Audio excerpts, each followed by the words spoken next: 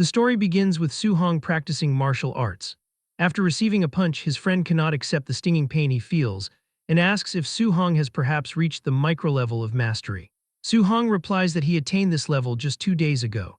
In this world, the degree of mastery for any martial art is divided into 5 levels: basic, proficient, micro-level, mastered, and perfect. His friend comments that this is incredible, as no one in the class can compare to him when it comes to the Vajra fist.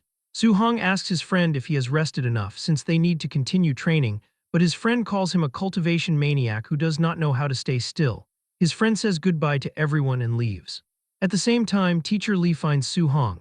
The teacher asks why he has not yet paid the 30,000 registration fee for the martial arts department, as registration closes next Monday. He asks teacher Lee if he can have a few more days, but the man replies that although he knows the family is struggling, he cannot change the rules.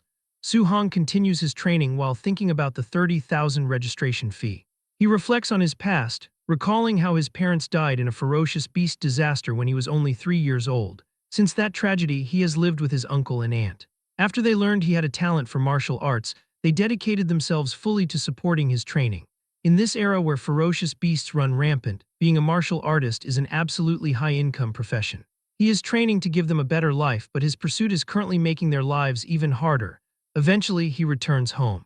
Before entering, he overhears his aunt and uncle discussing the rent, as they want to delay the rent payment so they can prioritize paying Su-hong's registration fee. They know Hong's talent is so good that he will become successful in the future, so they cannot hold the child back. His aunt even suggests stopping her medication since it will not cure her anyway, which would save a lot of money. However, her husband refuses the idea, stating he will work another job and telling her to just rest to recover her health. Su-hong feels terrible hearing this conversation.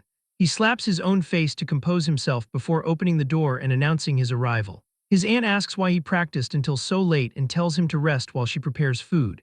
He goes to his room and realizes his family has sacrificed enough for him. He decides he must solve his own problems, noting that a martial artist can earn tens of thousands in just a few days. He considers that there is only one specific place to go.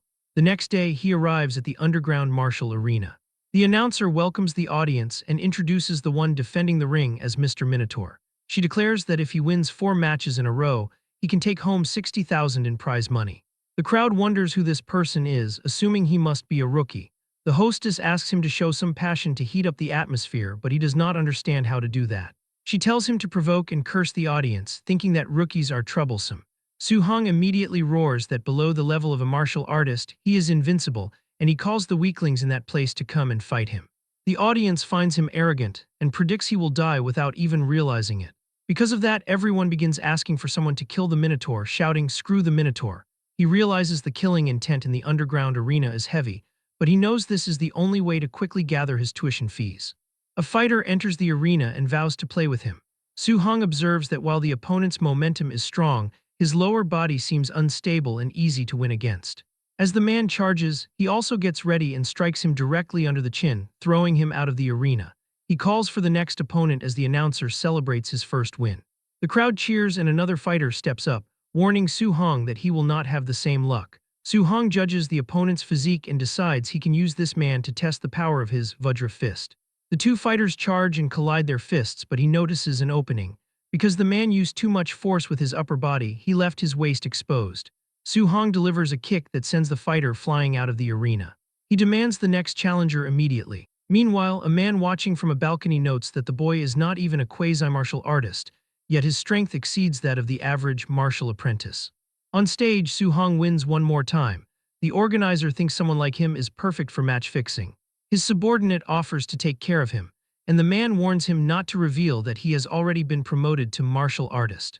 In the ring, Su-hong reflects that dealing with these ordinary apprentices is not difficult with his micro-level Vajra fist. If he wins one more match, he will get the 60,000 prize money. Suddenly, the crowd shouts that White Fox is coming into the ring. People wonder if he is not a quasi-martial artist and if his participation constitutes cheating. Su-hong becomes concerned because this match looks difficult, though he knows he cannot lose. White Fox smiles and tells him not to be afraid because he knows how to pull his punches.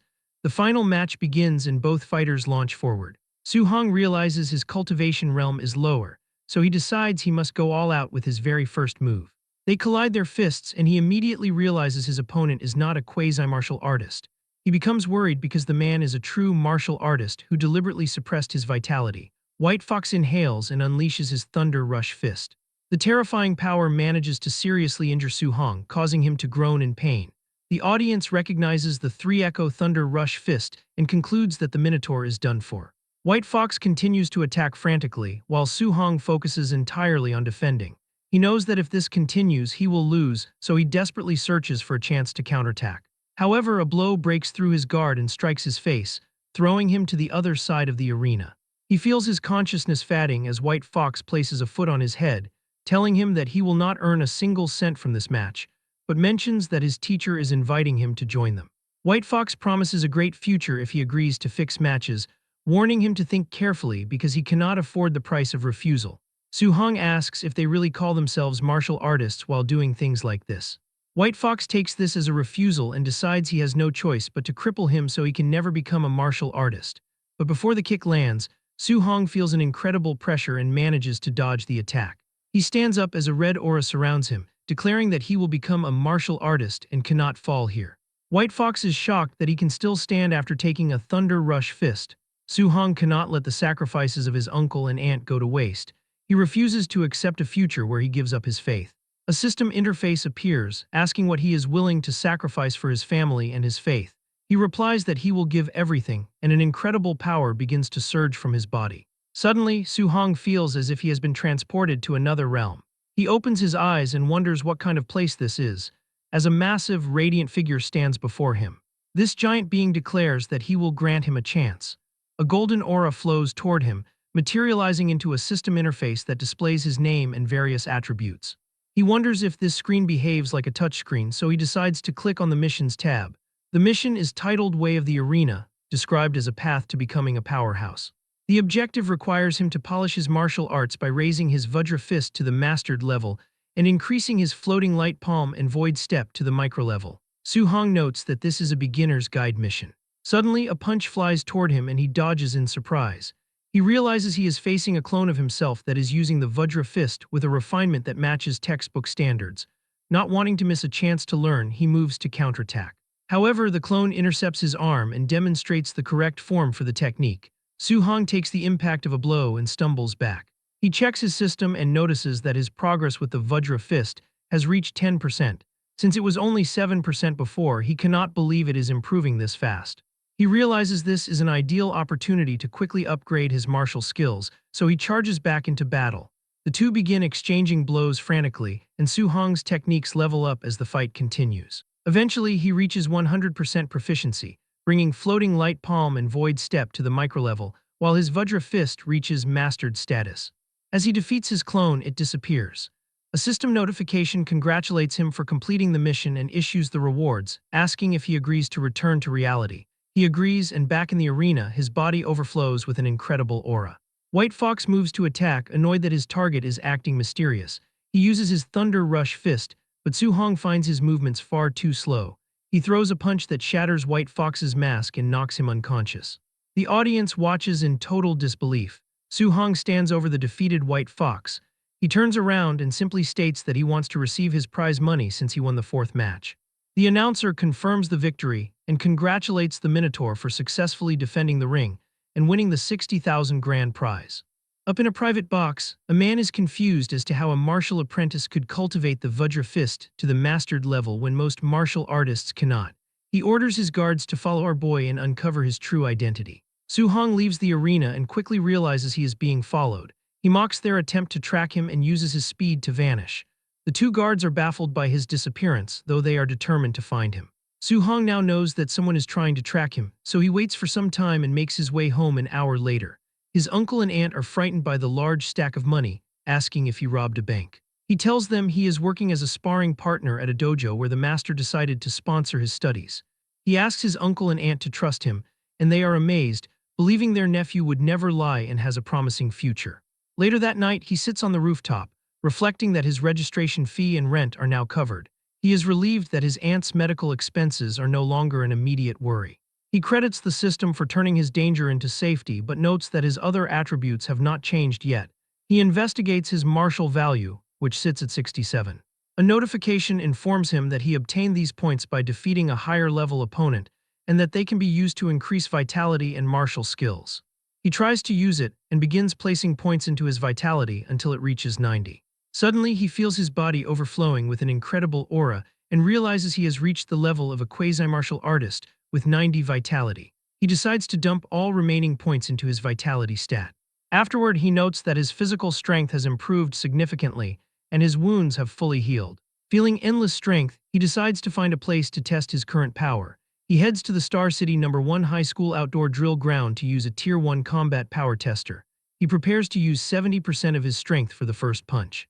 He concentrates his energy and strikes the machine, but he breaks into a cold sweat when the device shatters from the impact. Su-hong worries that he might have to pay for the damage and flees like a madman when someone nearby shouts about the noise.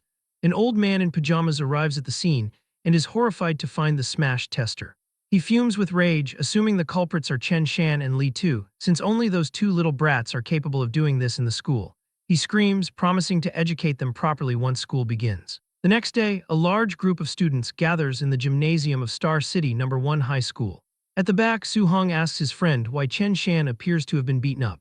His friend whispers that the principal discovered Chen Shan broke the outdoor training grounds tester. Since Chen Shan refused to admit to the deed, the principal punished him, though Su-hong realizes the other student took the blame for his actions. The principal calls for silence and introduces his old comrade-in-arms, Chen Tian, who is a Tier 3 martial artist. He announces that the guest will teach everyone the Thunder Rush Fist, which is a C-rank technique. The students celebrate, as this is their first time seeing a Tier 3 martial artist, and such techniques usually cost hundreds of thousands in tuition at private dojos. Su-hong remembers how this is the same move White Fox used during their battle, noting its incredible power. He realizes he must seize this rare opportunity to learn the skill for free, since if one wanted to learn this kind of C-rank martial art outside, the registration fee alone would be at least several $100,000. Chen Tian warns the class that he will demonstrate the technique from start to finish 10 times, and how much they learn depends entirely on their own efforts. He takes his stance and throws a punch to demonstrate, explaining that at the basic level, a punch will emit a sound of thunder. At the proficient level, a punch emits 3 sounds of thunder while the microlevel produces 5 sounds. He concludes by showing his current realm, the mastered level, which produces 7 sounds. He explains that reaching the perfect realm allows for 9 sounds, but tells the students not to be overly ambitious, since reaching basic today would be a success. The students begin their practice, and several hours later, they are completely exhausted with almost no progress. Su-hong's friend groans that he cannot learn it at all because C-rank martial arts are too difficult. He asks Su-hong if he managed to learn it, but notices his friend has suddenly vanished from the gym. Meanwhile, Chen Shan successfully reaches the basic level, causing his peers to wonder how his brain is built to belong to such a genius. The principal points out Chen Shan to Chen Tian, calling him the school's #1 genius and asking if the warrior is interested in guiding him.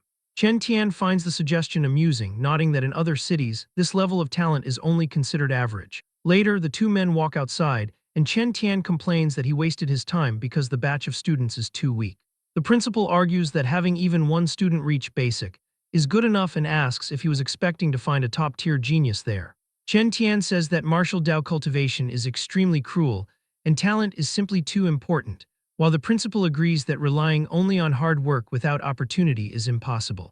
Their conversation is interrupted when they hear a sound and they see Su-hong standing nearby, his body crackling with intense electricity. Chen Tian shouts in shock, recognizing the 7-sound Thunder Rush Fist and wondering how an expert of that level is at the school. While the principal insists it is impossible as he has never heard of such a specialist, but points out the boy is wearing a student's uniform. Chen Tian is baffled that a student reached the mastered level after only half a day of instruction. Our boy throws a punch, and the principal panics as he hears 9 distinct sounds of thunder. Chen Tian becomes extremely excited, realizing he has just witnessed the perfect realm. He gathers energy in his own fist and performs the technique again, successfully producing 8 sounds. He declares that the student's 9-sound Thunder Rush Fist gave him the inspiration he needed to finally break through his own limits. The two run toward the student to see who he is, but by the time they arrive, Su-hong has already gone. Already far away, he thinks about how exhausting it is to cultivate a C-rank martial skill compared to the D-rank Vajra Fist. He checks his system and sees that his Thunder Rush Fist has reached the perfect level. He considers how he can earn more martial value to break through to the martial artist rank, wondering if normal sparring will be enough, or if he needs to engage in life-and-death battles. Sometime later, he arrives at his workplace, the Raging Thunder Dojo, Inside, he finds several martial artists training with spears.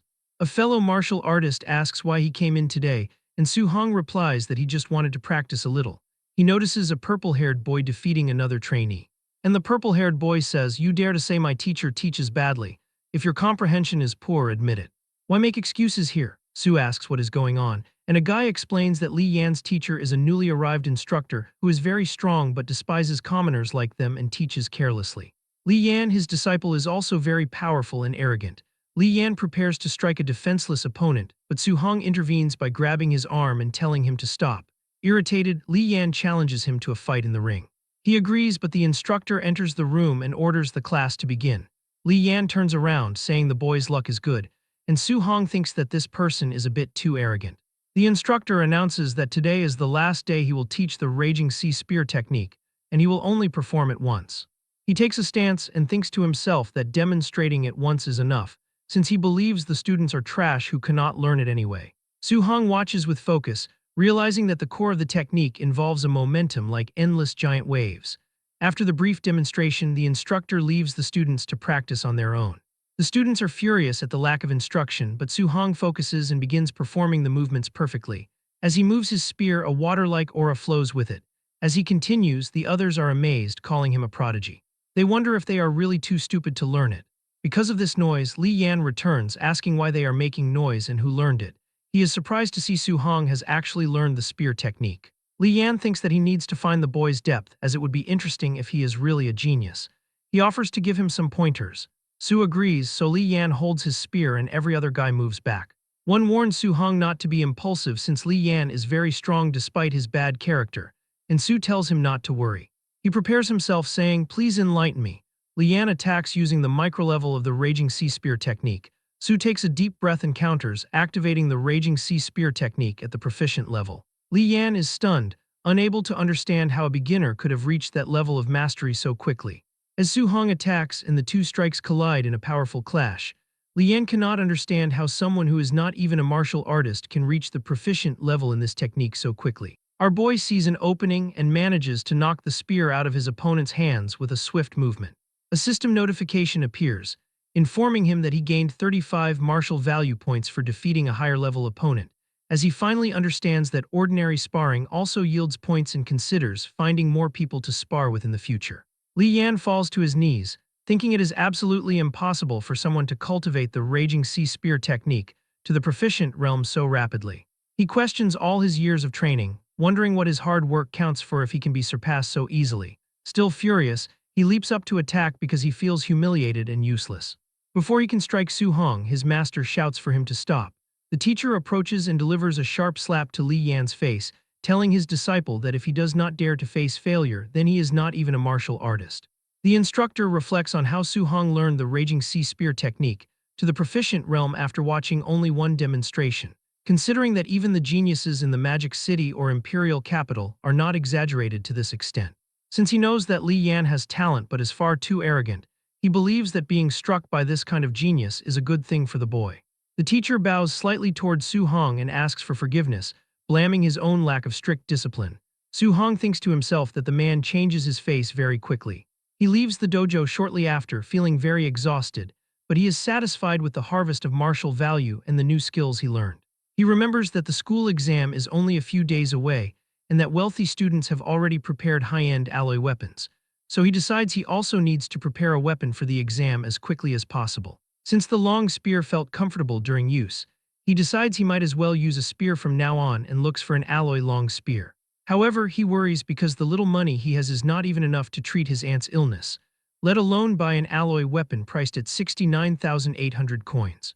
He wonders if there are any other ways to make money, and as he is walking, he sees a news report on a television inside a shop, stating that ferocious beasts are increasing day by day, and the city lord is summoning martial artists to hunt them in exchange for generous rewards. He realizes this is a great opportunity to go out of the city and hunt the monsters. Meanwhile, at his house, the aunt tells her husband there is no logic in him working so desperately since Su-hong gave them a large sum of money.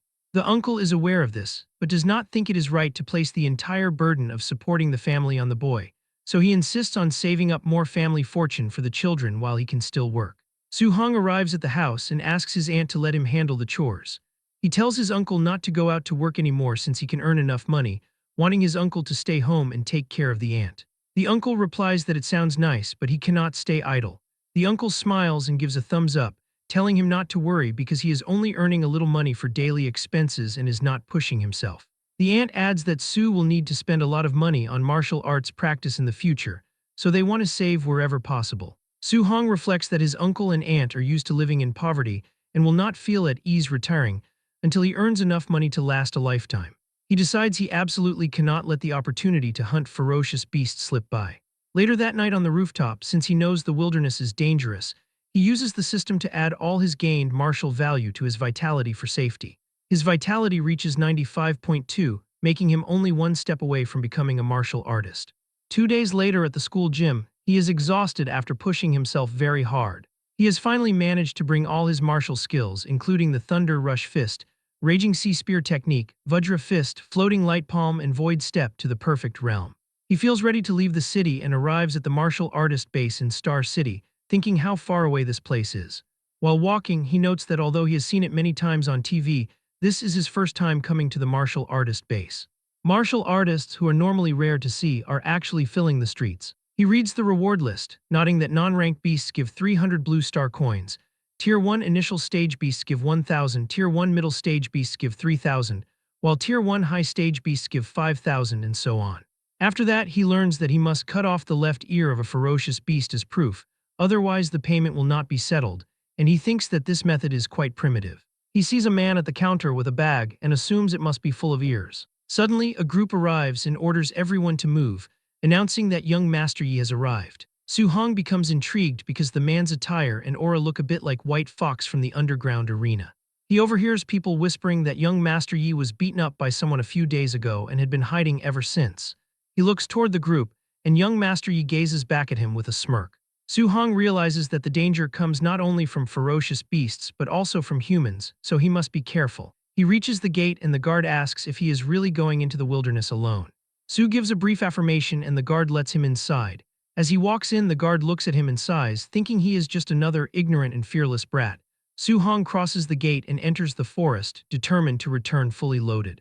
2 hours later, he becomes worried because he has not seen a single beast yet, wondering if they have all been killed off and deciding to look deeper into the forest. As he begins to run, he sees something and stops. A giant wolf appears before him.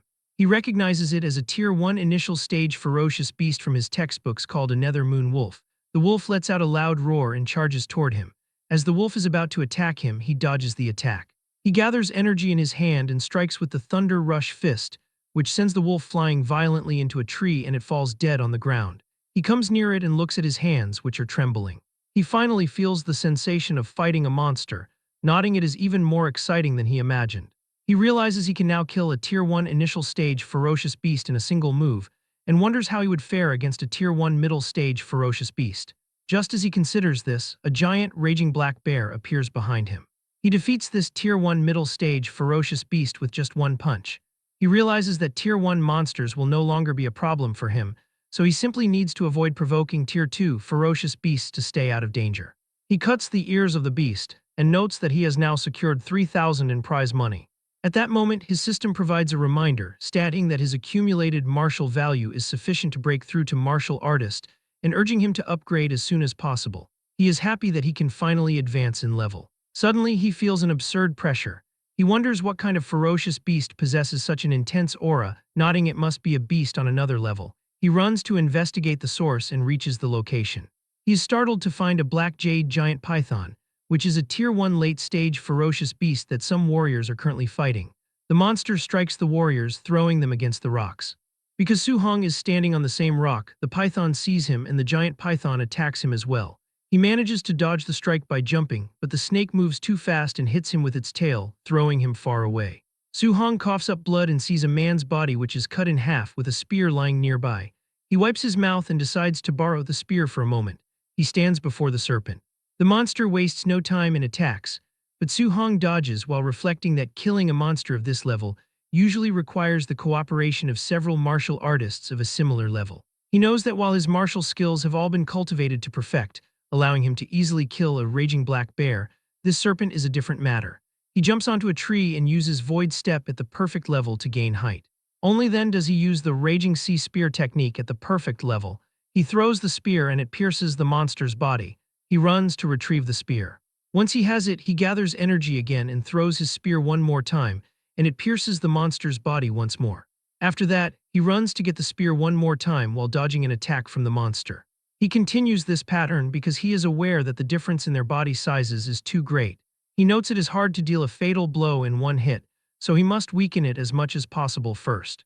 Just as he thinks that, he is almost struck by another attack but counters with the Thunder Rush Fist. He immediately retreats to widen the distance from the giant python. He must find an opening, launch an attack, and then quickly disengage. He admits that fighting like this is a bit tiring, though the advantage is safety. He notes that the snake also seems to be reaching its limit, and decides he just needs to maneuver around it a few more times to take it down. He tells the beast to keep it coming. Suddenly he senses something approaching. He turns around and sees that a warrior is trying to attack him. In surprise, Su-hong blocks the incoming attack but is thrown far away. He gets up while coughing and asks who these people are. It is young Master Yi, who laughs and comments that they meet again.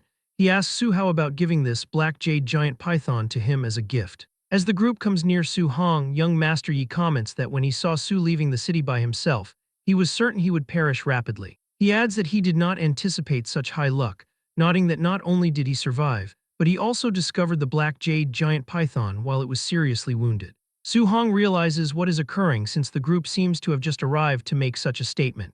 He becomes concerned because they possess the advantage of numbers, and he feels he cannot confront them directly. As he considers this, the masked man launches another attack. Su-hong becomes annoyed by this action and asks if they truly think he is unable to beat them simply because he was hit by a sneak attack. He also launches an attack and their fists clash, and the brawler finds the frightening power he is experiencing to be unbelievable. Furthermore, he takes a punch directly to the face, which causes him to drop to the floor in an unconscious state. Yi Feng remembers the Vajra fist and deduces that the boy was the Minotaur. Su-hong also figures out that the man is the white fox he previously battled in the arena. Yi Feng declares that he has never endured such embarrassment before an audience and commands his subordinates to kill him. Su-hong picks up his spear and begins to run, leading the group as they pursue him into the depths of the woods. The swordsman cautions that they have the superior count and should not be afraid of just one person. Suddenly, Su-hong emerges behind him and strikes him with the Thunder Rush Fist, causing the man to pass out from the force of the blow. Yi Feng grows anxious because he does not comprehend how someone can move with such speed. The group goes from chasing mode to defensive mode pretty fast, feeling terrified as they hear the sound of the Nine-Echo Thunder Rush Fist. They note that not even a Tier 3 martial artist could execute it to such a perfect realm. Yi Feng starts to break into a cold sweat since he has no clue how a teenager possesses both the perfect Vajra Fist and the perfect Thunder Rush Fist. Su-hong observes them from a distance, thinking that if he had not just finished battling the giant python, he could have destroyed them all immediately. He hurls his spear since he needs to create a chance to take them out individually. The weapon impales the ground near the group and they all look at it in shock. And using this diversion, he gets close to one of the men and lands a knee strike on the guy's face, and he falls to the ground unconscious. The final remaining lackey suggests to Yi Feng that they should depart because their enemy is too powerful, but Yi Feng declines, stating he cannot do such a thing. Su-hong begins to move fast between the trees, but suddenly he appears between both of them and attacks, knocking out the last lackey and vanishing instantly. Yi Feng simply cannot grasp how a kid grew so strong in only a few days. Su suddenly appears behind him, but as he turns, Su is gone once again. This time Su tries to attack with the spear, but Yi Feng notices him this time and turning around, charges towards Su-hong and uses his void-breaking finger attack. But Su easily dodges that attack and it hits the tree. The blow is so forceful that it shatters a tree, and he continues to fire in every direction, hoping that one of the strikes might land by chance. Su-hong notes this since the power is great and considers that it might be a rank B technique. Yi Feng yells out that he has already memorized the kid's face.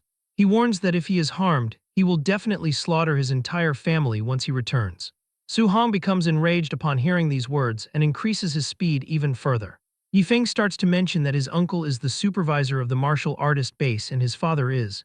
But before he can complete the sentence, Su-hong appears and delivers a punch straight onto Yi Feng's face, which sends him through the air like a cannonball. He hits the ground where the snake was previously, and as he tries to get up, Su-hong approaches and says he should not have used his family to threaten him. Yi Feng is severely wounded and wonders how someone can be so strong when he is clearly not a martial artist. He screams, asking, "Who exactly are you?" and while he is speaking, the black jade giant python emerges behind him and finishes him off with its tail. It then hisses loudly, and Su-hong realizes he engaged in combat for too long, allowing the monster to recover its stamina. The group of lackeys finally regains consciousness, realizing that the teen they fought is bizarrely strong. They wonder where their young master has gone and if he managed to finish off the brat. Suddenly, they notice Su-hong running toward them. They prepare for a fight, but he screams at them to move. Behind him, the black jade giant python is charging in their direction. Two warriors fail to move in time, and the serpent devours them instantly. A system notification appears, informing him that because he indirectly killed two martial artists, he has gained 60 martial value points. The same fate befalls the swordsman as the monster kills him, granting Su-hong another 30 points for the indirect death. He is surprised, reflecting that he had no idea it was possible to earn points in such a manner. The snake prepares to strike him next, but he leaps into the air using his void step. He has accumulated enough points to become a martial artist, and knows that if he could find a safe place to break through, it would be perfect. Just then, he spots a cave right ahead. He runs into the entrance, and the monster crashes into the rocks, unable to follow because the opening is far too small. Once inside, he sees that the snake is persistently trying to force its way in. He quickly opens his system and begins spending his martial value points as fast as he can. As his vitality increases, his entire body feels incredibly hot, as if lava is flowing through his veins. His vitality reaches 100, and a notification announces his breakthrough to Tier 1 martial artist. Su-hong feels an intense power overflowing from his body now that he has become a real martial artist. He looks toward the snake, declaring that it is now his turn to attack. He moves to attack and lands a hit on the stuck monster, sending it flying, but he is not done yet. Su-hong jumps and tries to use his Vajra fist, but the monster was smart and used its tail to attack from behind. Su blocks it, but the power of that attack is strong and still manages to injure him a little. Su-hong firmly grips his spear and hurls it against the monster's body. He then prepares his Thunder Rush fist and punches the serpent's head, smashing it violently against the ground. As the dust dissipates, he stands over the corpse, nodding that he gained 92 martial value points for the kill. He reflects that hunting ferocious beasts requires cutting off the left ear for payment, but he wonders what to do since snakes do not have ears. Seeing no better option, he decides to leave. On his way back, he finds the lifeless body of Yifeng. He thinks that the way the young man ended up was actually easy compared to the threat he made against his family. He decides to search the body to see if he can find something useful and discovers a manual for the B-rank martial skill, Void-Breaking Finger. At night, he returns to the cave and blocks the entrance with stones. He concentrates on the manual, having already memorized the entire introductory method. He enters his mental space through the system to master it quickly. A clone emerges and immediately attacks using the technique. Su-hong dodges and begins practicing the ability to improve his progress, which quickly reaches 93%. However, as he practices, the clone's attack goes straight through his head and he leaves the system space. He realizes that even in the basic realm, the technique brings enormous pressure. He decides he needs to find a monster to test its power. 3 days later, while hunting ferocious beasts, he uses the Void-Breaking Finger and kills a beast easily. He finally reaches the perfect realm and thinks that this power is truly worthy of a B-rank martial skill. After that, Su-hong returns to the martial artist base. The people around are in shock, unable to believe the size of his harvest, which totals 406,000 blue star coins. He worries that he may have killed too many beasts and drawn too much conspicuous attention to himself. Suddenly, an explosion rocks the base. Su-hong and the others wonder if the base is under attack, as it seems impossible for such a place to be targeted. The person in charge of the base, Yi-chi, arrives. He is Yifeng's uncle and is radiating an aura. He orders his men to blockade the base and not let a single person escape. The staff asks the supervisor what has happened. Yi-chi shouts that his nephew Yifeng and the 4 martial artists with him are all dead. The crowd is stunned that a group of 5 was wiped out. Some warriors celebrate silently, knowing that Yifeng was a scourge who robbed others because of his family connections. Yi-chi announces that a B-rank martial skill on Yifeng's body is missing, and demands that everyone be body searched to eliminate suspects. Su-hong realizes that the corpses were killed by the giant python, so the deaths should not be traced back to him. However, he notices a woman come near Yi-chi and tell him something, and Yi-chi looks at Su after hearing that. Su-hong thinks that they are targeting him. Yi-chi walks toward him and comments that he heard the little brother killed ferocious beasts worth 400,000 alone, stating that his skills are amazing. The woman from before, standing behind the supervisor, says that she sees Su-hong as at most a Tier 1 initial stage, martial artist, and wonders how he could kill so many monsters. She declares that he must have picked up Yifeng's backpack and orders the guards to search him immediately. The guards walk toward him, telling the kid not to resist or they won't be polite. As they move in, Su points the tip of a spear at their faces. The men are stunned, realizing they could not see the boy's spear speed clearly at all. Su-hong asks what they are doing and announces that he is a student of Star City No. 1 High School, questioning if they are really going to search him. Yi-chi reflects that the principal of No. 1 High has always been protective of his students and is not someone to mess with, but the kid is highly suspicious. He considers that if the boy really could hunt and kill so many ferocious beasts on his own, he is definitely a genius. If they make a mistake and offend him, the loss would outweigh the gain. He tells Su-hong that his nephew was attacked and their family martial arts technique was stolen, stating that he must find the culprit and hopes the boy will cooperate. Su-hong replies that he hopes Yi-chi does not falsely accuse a good person. The supervisor offers 10,000 coins as compensation for the search. Su-hong demands 30,000 instead. He thinks that Yi Feng was killed by the giant python, and as long as they don't find the martial arts technique, they can't trace the death back to him. Yi-chi agrees to the deal.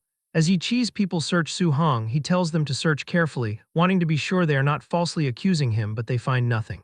Yi-chi orders his men to give the boy 30,000 and let him go. Su-hong walks away, thinking it is a good thing he cleaned up the void-breaking finger manual, otherwise today would have been trouble. Yi-chi orders his men to continue searching until everyone is cleared, stating no one is allowed to leave. Su decides to first go take a shower and change his clothes before going to the Martial Artist Association for his assessment and registration, as he needs to get the guidance technique as soon as possible. Later, he sits in a hotel room, nodding he has 534 martial value. He reflects that for the past few days he was focused on cultivating the void-breaking finger and hunting ferocious beasts, so he didn't even get around to using the points. His status window shows his vitality at 103, spirit at 23, and physique mortal body at 6%. He notes that a Tier 1 initial stage martial artist requires 100 vitality points, while a Tier 1 middle stage requires 200. He realizes that if he uses all the martial value to increase vitality, he can increase it by 53.4, leaving him only 40 points away from the middle stage. However, he sees that spirit and mortal body have not been upgraded yet and wonders what effects they have. Since he has lots of martial value now, he decides to see the effect of it. He begins by adding points to spirit, but after increasing it, he doesn't seem to feel any change. Next, he adds points to his mortal body and the strength increase is very obvious. He decides to add a bit more. His vitality reaches 123, spirit is at 26.5, and his mortal body is at 36.1%. He decides to stop the mortal body and add 200 martial value points to vitality and the remaining points to spirit. He suddenly feels as if there is endless power within his body, and his muscles grow colossally. He gradually recovers to his normal shape and feels relieved, thinking that if he kept looking like a muscle man, he wouldn't dare imagine how to explain it to people he knows. 1 hour later, he arrives at the Star City Martial Artist Association and tells the receptionist he is there to participate in the martial artist assessment. She tells him a staff member will take him immediately. The lady notes that he is very young and asks if it is his first time coming for an assessment. She explains that for a Tier 1 martial artist, if the vitality value reaches 100 and the combat power score exceeds 1000, it counts as a pass. Other candidates whisper about him, wondering if the kid came alone without a master. They assume that coming to participate at this age means he probably just wants to try it out. Su-hong watches as an assessor announces that Fan Jia has 102 vitality points but a combat power of 992, meaning the assessment failed. Next, Li Ming comes out of the machine showing 105 vitality points and passing the first stage. Li Ming moves to the combat power test where he strikes the machine. His score is 1763 and he passes. People comment that his power is almost catching up to a Tier 1 middle stage martial artist. They note he is a disciple of Jiang Ming from the Raging Thunder Dojo and is even using the Thunder Rush Fist. Su-hong realizes Jiang Ming is the instructor he met previously and wonders how many disciples the man actually has since Li Yan is also his student. Li Ming tells Su-hong it is his turn. As Su enters the machine, Li Ming thinks that he came for the assessment at this age because he is a genius and asks if the boy can compare with him. After some time, people begin to shout, "Wait, is this vitality detector broken? How is his vitality so high?" The assessor announces that Su-hong's vitality is 123 points and he has passed. Li Ming is shocked by this. He tries to tell himself that high vitality is useless and that combat power is everything. Su-hong prepares for his combat power test, thinking that since he advanced to martial artist and upgraded his physique, his strength has increased greatly. He considers that 40% strength should be enough, but worries that if he hits too lightly and the combat power isn't qualified, he will have a problem. He decides to use 50% strength just to be safe. He strikes the machine, sending the detector flying through the air until it crashes and explodes against a wall. Li Ming and the others cannot believe he sent the detector flying with one punch, noting the strength is too terrifying. They realize he didn't even seem to use any martial skills. The score on the broken machine shows 3004. People are dumbfounded, noting that the combat power standard for a Tier 1 high-stage martial artist is only 3,000 points. A staff member watching all this from afar tells his teacher that the kid is back and is simply monstrous. The man, recognizing the boy, says it is no wonder. Meanwhile, in her office, the Star City Martial Dao Association president, Wu Lingxian, is annoyed. She sees on her phone that the neighboring Yang City branch produced another genius who is showing off. She worries that if Star City doesn't produce geniuses, her position is coming to an end. Suddenly, an employee bursts in, shouting that a monster has appeared at the martial artist assessment. He explains that at Tier 1 initial stage, martial artist reached 3,000 points and sent the testing machine flying with one punch, relying solely on physical body strength. Wu Lingxian is startled by the news. Inside the central hall of the Martial Artist Association, an employee tells Su Hong that he will escort him to the second floor. He explains that they need to register his martial artist identity first and then collect his monthly allowance. Su thanks him for the help, but a woman suddenly appears and declares that she will handle the kid personally. The employee is shocked, realizing that the president of the association is stepping in. Wu Lingxian introduces herself to Su Hong and asks him to follow her. He agrees and reflects on her reputation, mentally nodding that she is the president of the Star City Martial Artist Association. Rumor has it she is a Tier 5 martial artist, though she looks different than he imagined. They arrive at the president's office, where she asks if he is a student at Star City No. 1 High School. She mentions that the principal, old boy Li Changshan, was complaining to her recently, lamenting that the school only produced 2 ordinary Tier 1 martial artists this year, yet it turns out they were hiding such a big genius. Su Hong asks why she brought him to her office and states that he only came to register his martial artist ID and collect the monthly allowance and guidance technique. Wu Lingxian tells him not to worry, explaining that she already had people handle his registration and allowance. As for the guidance technique, she will teach him personally, asking how much he currently understands about guidance techniques. Su Hong reflects on his studies, nodding that the textbook says heaven and earth spiritual qi has attributes.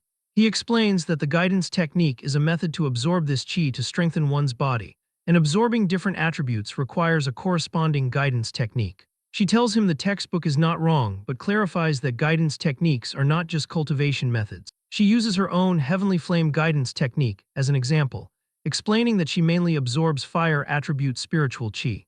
She demonstrates by igniting her hand, explaining that while it strengthens the body, it also gives her attacks fire attribute lethality. Achieving external release of attribute attacks can increase attack distance, and she notes that for a Tier 1 martial artist, even wrapping a fraction of the attribute around a fist is considered very good. Su Hong is surprised, as he thought guidance techniques were only for cultivation. The textbooks never taught that these techniques could be used for attacks. Wu Lingxian explains that heaven and earth spiritual qi has 7 attributes: metal, wood, water, fire, earth, thunder, and wind. She states that while every attribute has strengths and weaknesses, thunder is first in terms of pure attack power, metal is second, and fire is third. However, she clarifies that the specific technique he can cultivate depends on his compatibility. Su Hong realizes that he cannot simply cultivate whatever guidance technique he wants.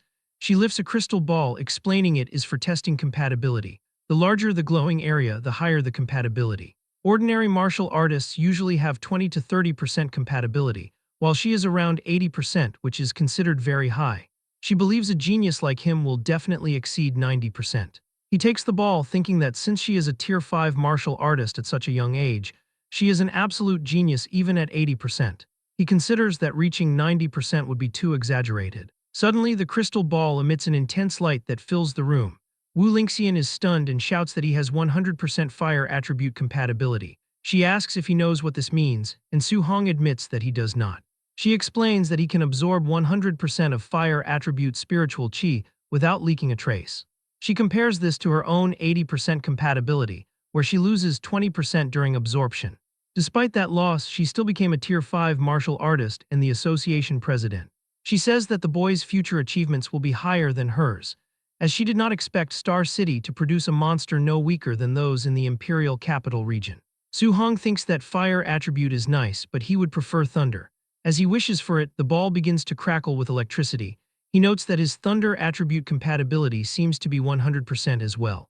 Wu Lingxian is speechless, wondering if this is real or fake. She thinks that he is a monster for having 100% compatibility in both fire and thunder. But Su Hong interrupts her thoughts, saying his wind attribute also seems to be 100% too. Lingxian is outraged by how ridiculous this is. A few minutes later, she sits quietly on her sofa trying to process the situation. She thinks she must be dreaming because he had 100% in all attributes. She reflects on how she used to consider herself a top-tier genius, as a 30-year-old Tier 5 martial artist is as rare as phoenix feathers and unicorn horns. However, facing an opponent beyond common sense makes her feel like an ordinary person. She realizes that to defeat an existence beyond common sense, only those equally beyond common sense are necessary. She looks at Su Hong and considers that ordinary people cannot understand such existences. He thinks about how cultivating only thunder would be a waste if all 7 attributes are at 100%. He asks Wu Lingxian if she can give him a copy of the guidance techniques for all 7 attributes.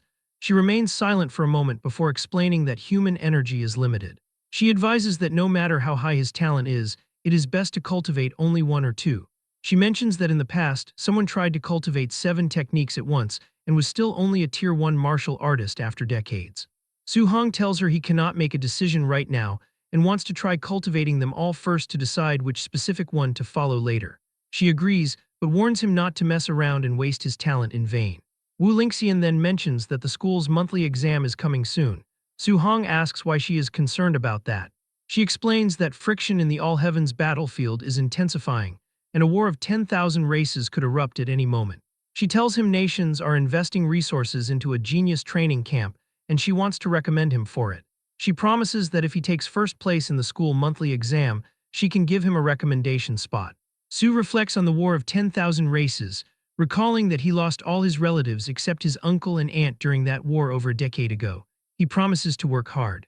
He will never let that tragedy happen again and vows to become strong to protect everyone around him. Later, Su Hong returns home and announces to his uncle and aunt that he has officially become a martial artist. They see his card and are emotional and proud of his success. He explains that a Tier 1 martial artist gets a 10,000 allowance per month, so his uncle does not have to work so desperately anymore. His uncle is overjoyed and declares that little Hong is now the pillar of the family, promising to listen to whatever he says. Su looks at them and thinks that they do not have to worry, as he will hold up the family from now on. Late that night, he cultivates as aura swirls around him. After some time, he opens his eyes and tests a punch that crackles with fire, but the flame quickly smokes out. He wonders if this is only the basic level since it seems to have no power at all. He checks his system and sees a new guidance technique column. It shows Heavenly Flame Guidance Technique at LV1 with 5% progress. He notes that Wu Lingxian did not mention that guidance techniques had levels, thinking she definitely would have told him if they did. Could it be that only he can level up this guidance technique? Su Hong attempts to figure out how to increase the level of his guidance techniques and wonders if he can use his martial value for this purpose. However, the system issues a warning about having insufficient martial value, leading him to realize he must find another way to earn points later. He decides it is better to prioritize cultivating the rest of the guidance techniques first. Several hours later, he has successfully unlocked the first level of the Thunder Guidance Technique, Water Marsh Guidance Technique, Thick Earth Guidance Technique, and Spirit Wind Guidance Technique. He notices that all 7 different attributes of spiritual qi are repelling each other within his body. He reflects on President Wu's words about the genius who tried this before and remained a Tier 1 martial artist for decades. Su Hong understands that although all 7 types of spiritual qi exist in his body, he can only use one attribute at a time. If he forcibly uses a second attribute, the two will clash violently and eventually dissipate. However, he considers that since the natures of thunder and fire are relatively close, they might be able to fuse together. Despite the power becoming unstable, he continues his attempts throughout the night. By dawn the next day, he pushes himself just a little bit more and finally succeeds in achieving a fusion. He feels relieved as it took the entire night to accomplish this, and he decides his next step is to go out and test this power. He heads to the Star City Citizen Martial Arts Square to test his new ability. He specifically chooses a Tier 3 combat power tester to ensure he does not break it this time. He decides to use only 30% of his strength, recalling that 50% strength previously produced a score of 3,000. He is surprised to see the meter exceed 2,300, noting that it should have been around 1,800, meaning his single power of thunder has increased his output by 500 points. He wonders what the fused power of thunder and fire will look like and delivers another blow to the machine. The score reaches 3041, which leaves him stunned. He is very happy that by relying purely on his physical body and the fused Thunderfire energy, 30% of his strength already surpasses a Tier 1 high stage martial artist. Considering his vitality is only 123 points, he finds this power to be terrifying. He begins to imagine what the power would look like if he could fuse all 7 attributes. Driven by this thought, he decides to return home to attempt a 3-attribute fusion. After several attempts, Su-hong falls to the floor in exhaustion. He notes that the difficulty of fusing 3 attributes is significantly higher, as he arranged and combined the 7 attributes many times without making any progress. He wonders if raising the level of the guidance techniques themselves can help him fuse them successfully. Since the monthly exam is tomorrow, he should focus on earning as much martial value as possible. The next day at Star City No. 1 High School, the students gather as the principal announces that this monthly exam is different from before. He explains that because the situation at the front lines is tense, a training camp will be held every year to select geniuses for concentrated training. He tells them that the camp has abundant resources, including Tier 7 Grandmaster instructors and plenty of martial arts and pills. He declares that the top 3 students in this monthly exam will be able to participate in the training camp organized by Star City. The students are thrilled at the mention of the Genius Training Camp, especially since a Grandmaster instructor is at Tier 7, while their own principal is only at Tier 3. Su-hong finds it amusing because Wu Lingxian promised him a spot for finishing first, yet it seems the top 3 will receive spots regardless. His friend approaches him and worries that they have no chance because Chen Shan and Li Tu have both become Tier 1 martial artists, and many others have reached the basic level in the Thunder Rush Fist. Su-hong mentions that he hasn't been to school for just 10 days and is surprised these students broke through so quickly. The boy explains that the principal brought in Chen Tian to give private lessons to talented students, helping their vitality break 100 a few days ago. He adds that Chen Shan and Li Tu can already produce 3 echoes with their Thunder Rush Fist. The 2 rival geniuses joke together about showing everyone who the true No. 1 genius is. Chen Tian asks the principal if he has found the genius with the 9-echo Thunder Rush Fist yet.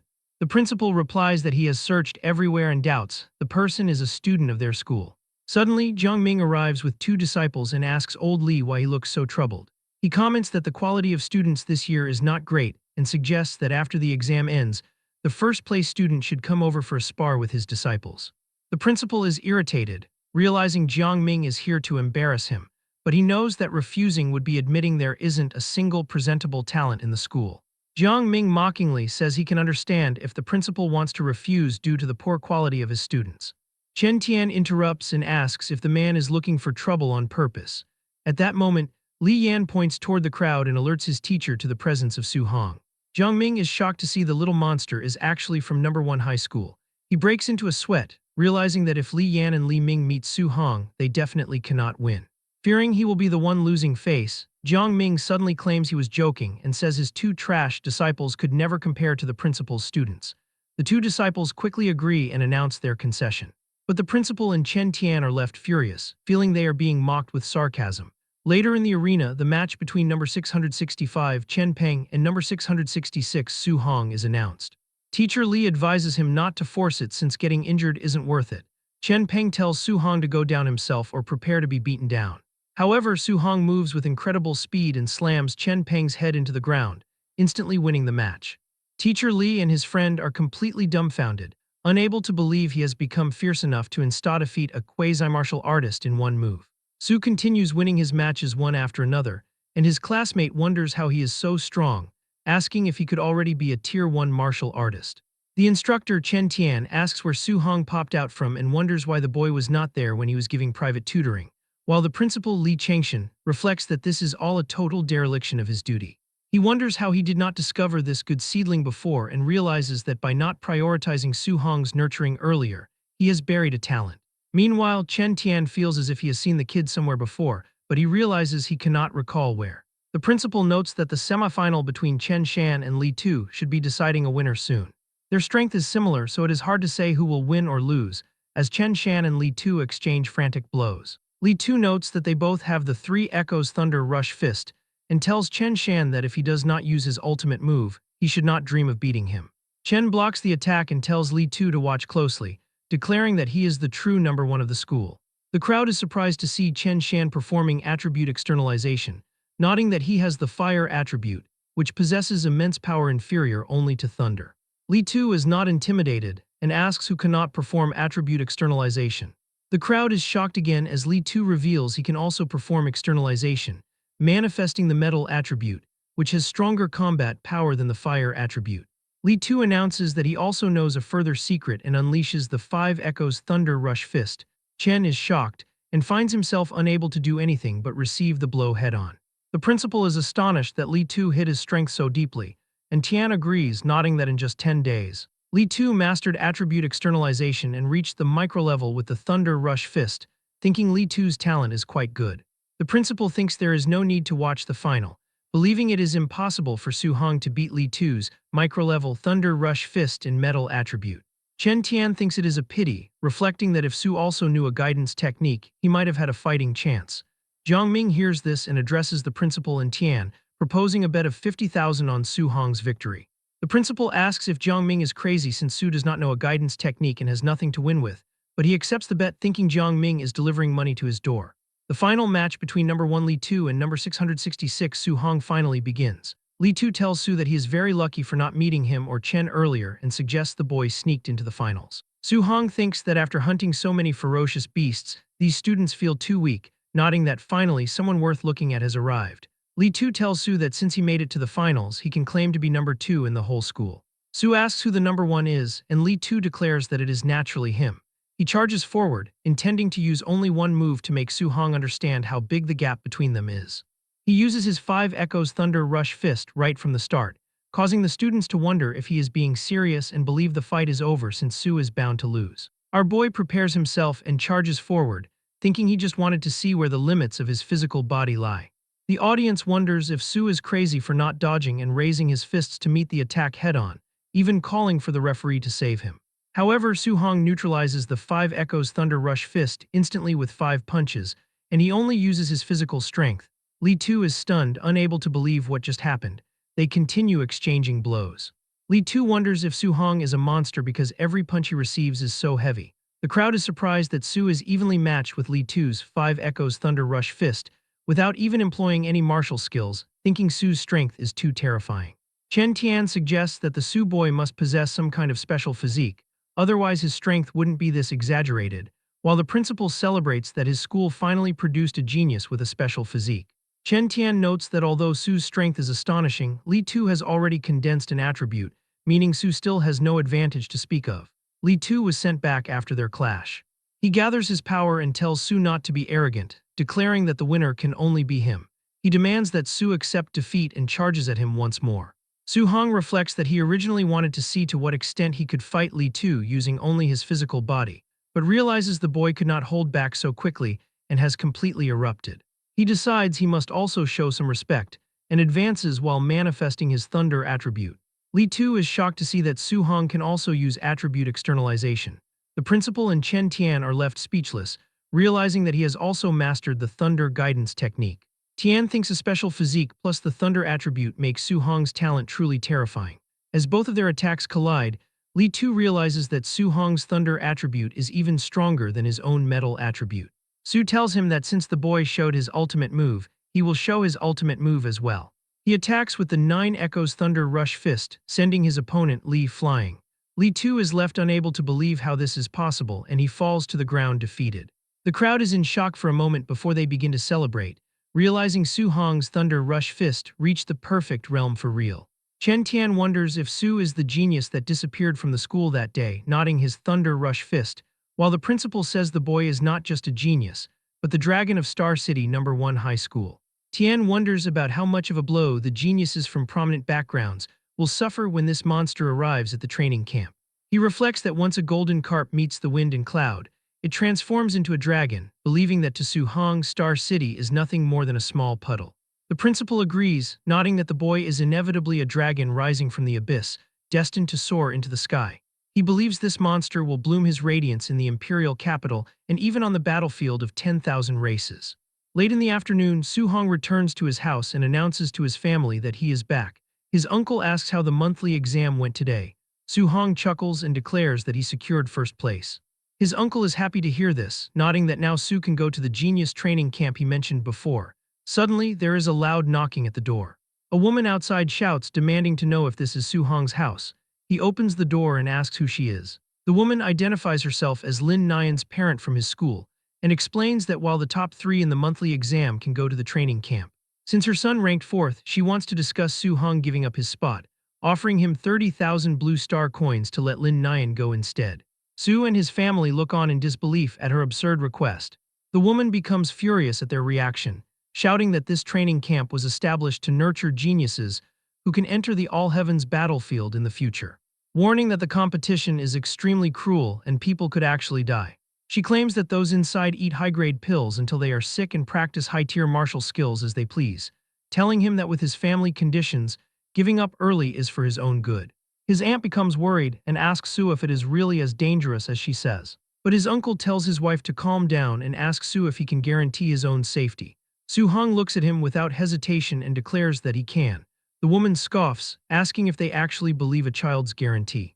However, his uncle tells her that he obviously believes it, nodding Su has grown up and this is his own decision, so he asks the woman to leave. After he closes the door in her face, she yells that they should just wait to be eliminated from the training camp. Su Hong asks his uncle if he intentionally kept the danger a secret, but his uncle replies that it is fine.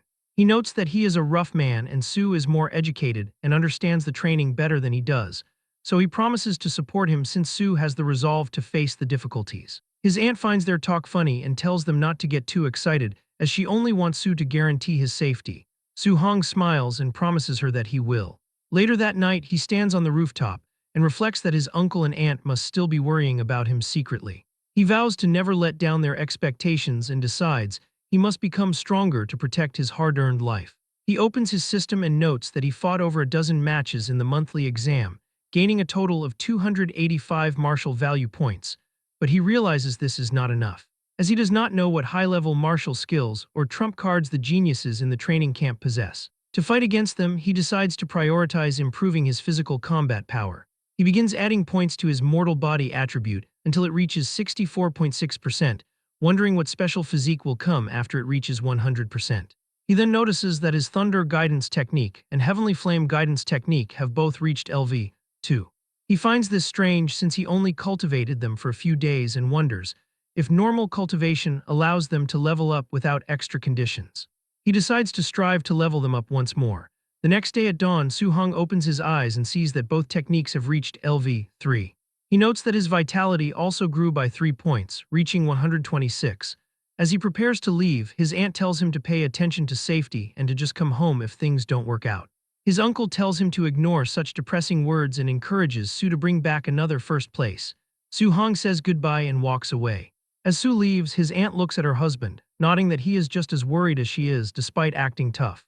He admits he is only acting this way because he is afraid Su will worry. Su Hong walks down the street until a red car drifts on the road and stops before him.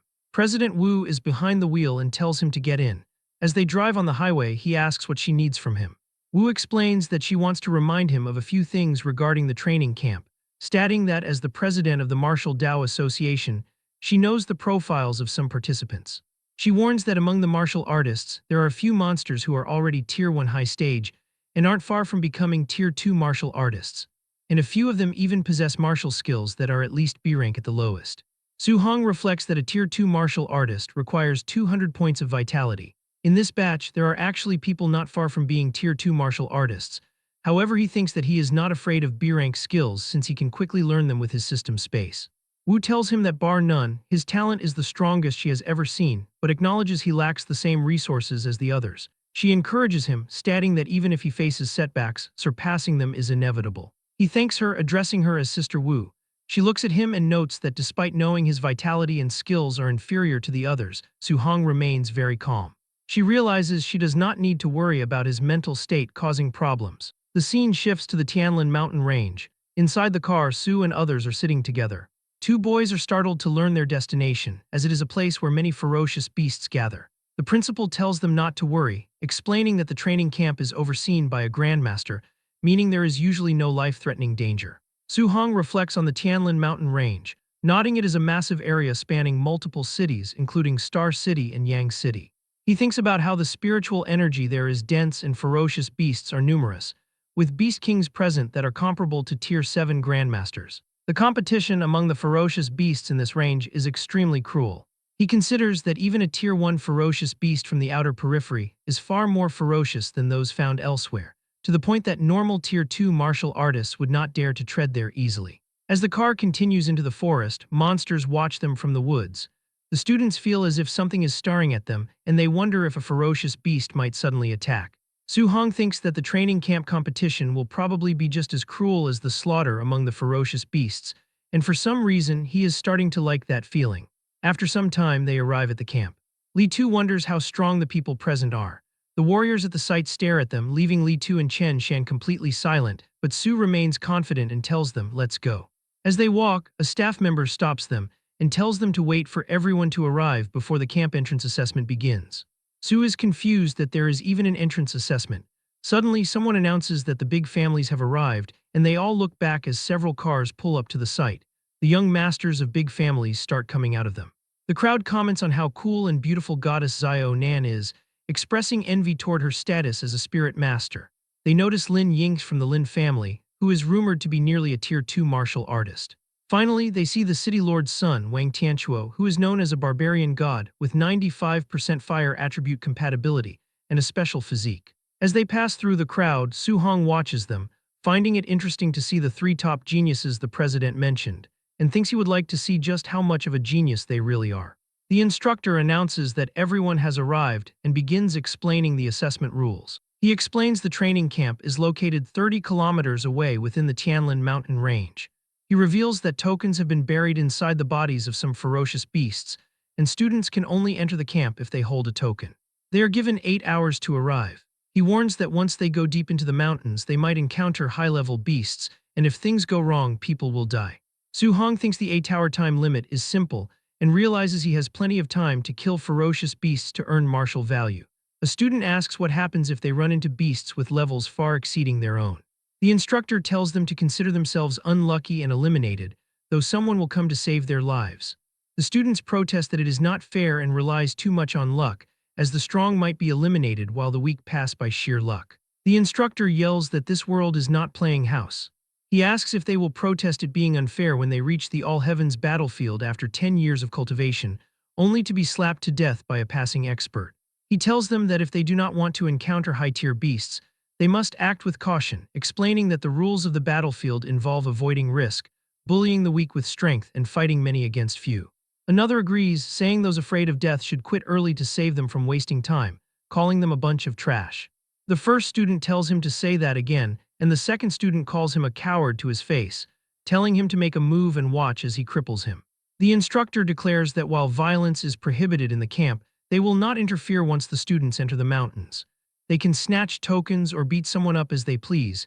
They glare at each other with hostility. Su Hong observes that the training camp is cruel for encouraging them to fight one another, thinking that under these rules, over half of the people will probably be eliminated. He considers the idea that if he fights these people, he will be able to obtain heaps of martial value. The instructor tells them to cut the crap and announces the assessment begins, ordering everyone to get out. The students immediately charge toward the forest. The two students who were arguing continue their fight in the woods, exchanging frantic blows. Su Hong watches from a tree branch, having wanted to see the combat power of these geniuses. He thinks it is far less impressive than the rumors and notes that even if he defeats them, he will not gain much martial value. He decides he should hurry up and hunt a few more high-level ferocious beasts instead. The two fighters continue to insult each other, calling one another paupers and mocking their hard cultivation, with one telling the other not to compare him to those working-class paupers. Su hears this and becomes angry, thinking he cannot let this delivered martial value slip away. He approaches them and tells them to stop fighting and play with him instead. The students ask if another pauper has arrived and threaten to beat him up too, asking what level he is to dare to break up their fight. Su Hong tells them they misunderstood and suggests they stop fighting each other to join hands and fight him together. Immediately, one of the students charges at him, but Su just kicks him, sending him flying across the area. The second student cannot believe the other lost in a single move and notes how fast Su Hong's footwork is. As he looks back, Su Hong tells the second student it is his turn and delivers a heavy blow to his head. After defeating the guy, Su Hong stands over the fallen warriors and declares that this is the consequence of looking down on ordinary cultivators. At the same time, in the central hall, a man monitoring the second row of screens questions where Su Hong came from. They note he appeared in the middle of a hot-blooded duel and finished both warriors with one-shot attacks. They wonder if the two who got knocked down should count as eliminated. An instructor explains that since neither of them actively requested rescue, the assessment continues. After some time, the second guy groans as he regains consciousness, nodding that it hurts so much. He feels humiliated and reflects that he has never suffered such a great embarrassment in his life. The first guy also sits up, realizing that if he had not underestimated the enemy, he never would have lost to that kid. The two of them stare at each other and one apologizes for his previous words, admitting that he should not have mocked him. The second tells him that the guy is actually very strong and not to take those words to heart. They help each other stand up and decide to go get their revenge, planning to use a wooden club to give Su-hong a few good whacks to vent their anger. Meanwhile, Su-hong moves through the forest until he notices another horde of Tier 1 initial stage giant-toothed wild boars. The boars immediately sense his presence and charge at him. He looks at them and unleashes the Thunder Rush Fist, 9 echoes, killing the monsters one by one until the entire pack is finished. The boy has a spear but still uses his fists, as he is trying to farm some aura points as well. He looks at the system and becomes annoyed, reflecting that in the past, defeating a martial artist would give dozens of martial value points. He realizes that as he levels up and grows stronger, the martial value rewards from these ferocious beasts are getting smaller and smaller. Su-hong starts cutting and searching through the monster bodies, fumbling through the dozens of Tier 1 initial stage ferocious beasts he just killed. He notes that the previous 10 beasts had no tokens and wonders if this group has any. He wipes his hands and realizes there still is not even a single token. He concludes that it seems only slightly higher level ferocious beasts will have tokens inside their bodies. Half an hour later, Su-hong continues his journey deep into the mountain. When he first entered 3 to 5 kilometers into the forest, he could encounter over a dozen low-level ferocious beasts in an hour. He wonders why he cannot find even a single one now. A monster suddenly appears. Su quickly identifies it as a Tier 1 high-stage Nether Knight Black Tiger. Without wasting time, he activates the Void-Breaking Finger, severely injuring the beast and causing it to fall to the ground. He runs toward it with his spear and thrusts it into the tiger's head, obtaining 35 martial value points. He realizes that with his current strength, killing a Tier 1 high-stage ferocious beast is as easy as flipping his hand. He fumbles through the black tiger's stomach, hoping it has a token. He awkwardly smiles as he pulls out a token which was covered in blood, reflecting that it took him nearly 3 hours just to find this one. This makes him realize that while Tier 1 initial stage wild boars were everywhere, finding this high-stage tiger took half an hour. It seems that the deeper he goes into the mountain range, the higher the tiers of the ferocious beasts become, but the fewer their numbers are. Even though the Tier 1 high-stage beast yields more martial value, he only found one in half an hour. He concludes that if he hunts low-level ferocious beasts on the outskirts of the mountain range, he could actually earn more martial value by piling up the quantity rather than pursuing quality. There are still 5 hours left in the assessment, so he decides he must accumulate enough martial value to max out his mortal body progress. After some time, at a place where there was so much blood on the ground that it created a large puddle, and monster bodies are everywhere. This was done by Su-hong and he is still killing more beasts, when suddenly a giant beast appears and attacks him from behind. However, he manages to dodge that attack. He notes that after fighting dozens of Tier 1 beasts, he has finally encountered another Tier 1 middle stage ferocious beast. With just a single punch, he launches the bear like a cannonball against a tree. The bear screams in pain as Su-hong finishes it with another precise blow. The attack was so powerful that it even destroys the tree. Su-hong reflects that after his mortal body was upgraded to 60%, he could kill a Tier 1 middle stage beast relying purely on physical strength. He has already earned 254 martial value points and is only short over 100 points to max out his mortal body progress. With over 3 hours left, he decides to gather enough martial value. Suddenly, a loud screech echoes through the forest, and he is startled, wondering what that noise was. A giant bird appears flying above the trees, and Su-hong wonders if it could be the legendary Golden Rock Beast King. The Beast King screeches again, and Su-hong feels a terrifying shockwave created by just a flap of its wings. He grips his spear and reflects that the strength of a Beast King is truly formidable and overwhelming. Some trees are destroyed as Su-hong tries to protect himself, wondering what kind of ferocious beast he is encountering. He admits that recently he has become somewhat complacent about his own strength. However, in front of these top-tier experts, he is simply an ant. Suddenly, something catches his attention as he wonders what a certain ball of light is. Qin Tianli, a Tier 7 Grandmaster, appears flying through the air. He addresses the Beast King, stating that he has borrowed this territory, and asks the monster what it is doing here again. The Golden Rock Beast King screams in response that he never said he would lend the territory to the man and tries to attack. Tianli declares that he will beat the monster until he agrees. He delivers a punch that makes the Golden Rock Beast King screech in pain. Tianli shouts that the bird is so noisy and unleashes a combo of attacks and delivers a final punch to the Beast King's face. He then tells the Golden Rock Beast King not to make him repeat himself and demands that it get out of there right now, since he is borrowing this land. The monster flies away, telling Qin Tianli to just wait. Tianli tells the crowd to have had enough with the nonsense and get lost.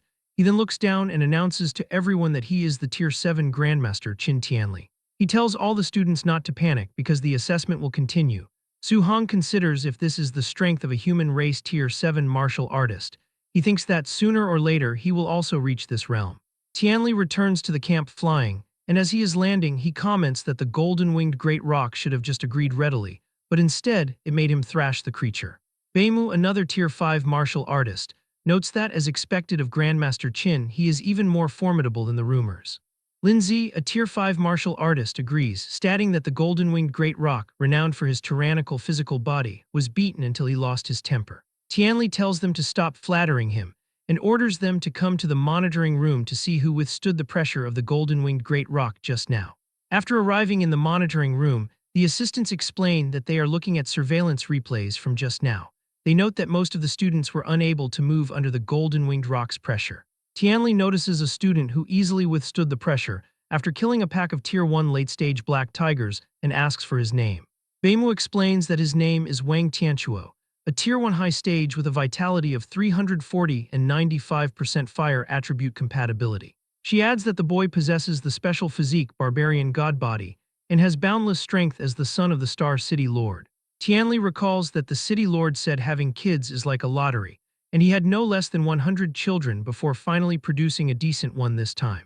He then points out a boy who managed to escape the coverage of the pressure with brilliant movement techniques. Beimu identifies him as Lin Xing, a Tier 1 high stage with 325 vitality and 96% wind attribute compatibility from the Star City Lin family. Lastly, Qin Tianli notices a girl with enough mental power to cancel out the golden-winged rock's pressure. Beimu explains she is a spirit master named Xiao Yan, a Tier 1 middle stage with 290 vitality and 95% wood attribute compatibility, who is a scion of the Star City Xiao family. The Grandmaster notes these three face the pressure with ease, showing their strength far exceeds their peers. He asks if there are any other talents. Beimu mentions Lin Po and Wang, both Tier 1 middle stage martial artists. She explains that the dozen or so individuals she mentioned all possess Tier 1 middle stage strength and did not lose consciousness when facing the Golden Rock's pressure. Tianli asks why they are all scions of major families and asks about the students from the schools, especially Star City No. 1 High School. Beimu reports that those students are at the Tier 1 initial stage, and only 3 students from No. 1 High School have recently broken through. Tianli tells her to forget it, thinking that Star City is somewhat unworthy of its reputation. Suddenly, Lin Zi shouts to wait and asks what is going on with a certain person. He points to a monitor and notes that, right after experiencing the Golden Rock's pressure, the student actually still has the strength to hunt ferocious beasts. Beimu checks the list and trembles, saying that he is a monster from Star City No. 1 High School. Lin Zi tells her not to be so jumpy in front of the Grandmaster and takes the report from her, but he also begins to shake as he reads the report. He stutters as he also calls the student a monster. Tianli notes that they are young and their temperament isn't very steady. He rips off the paper from the report and looks at it. As he does, his eyes go wide and he asks if the kid is human. The Grandmaster looks at Su Hong's file and sees 100% compatibility for all attributes and a special physique. He wonders if there is really such a monster in this world. Tianli becomes extremely excited, thinking this is a rare encounter in a millennium and that he has struck gold. He then stops and asks why Su Hong is only at the Tier 1 initial stage with 123 vitality points. Beimu explains that Su is simultaneously cultivating 7 guidance techniques.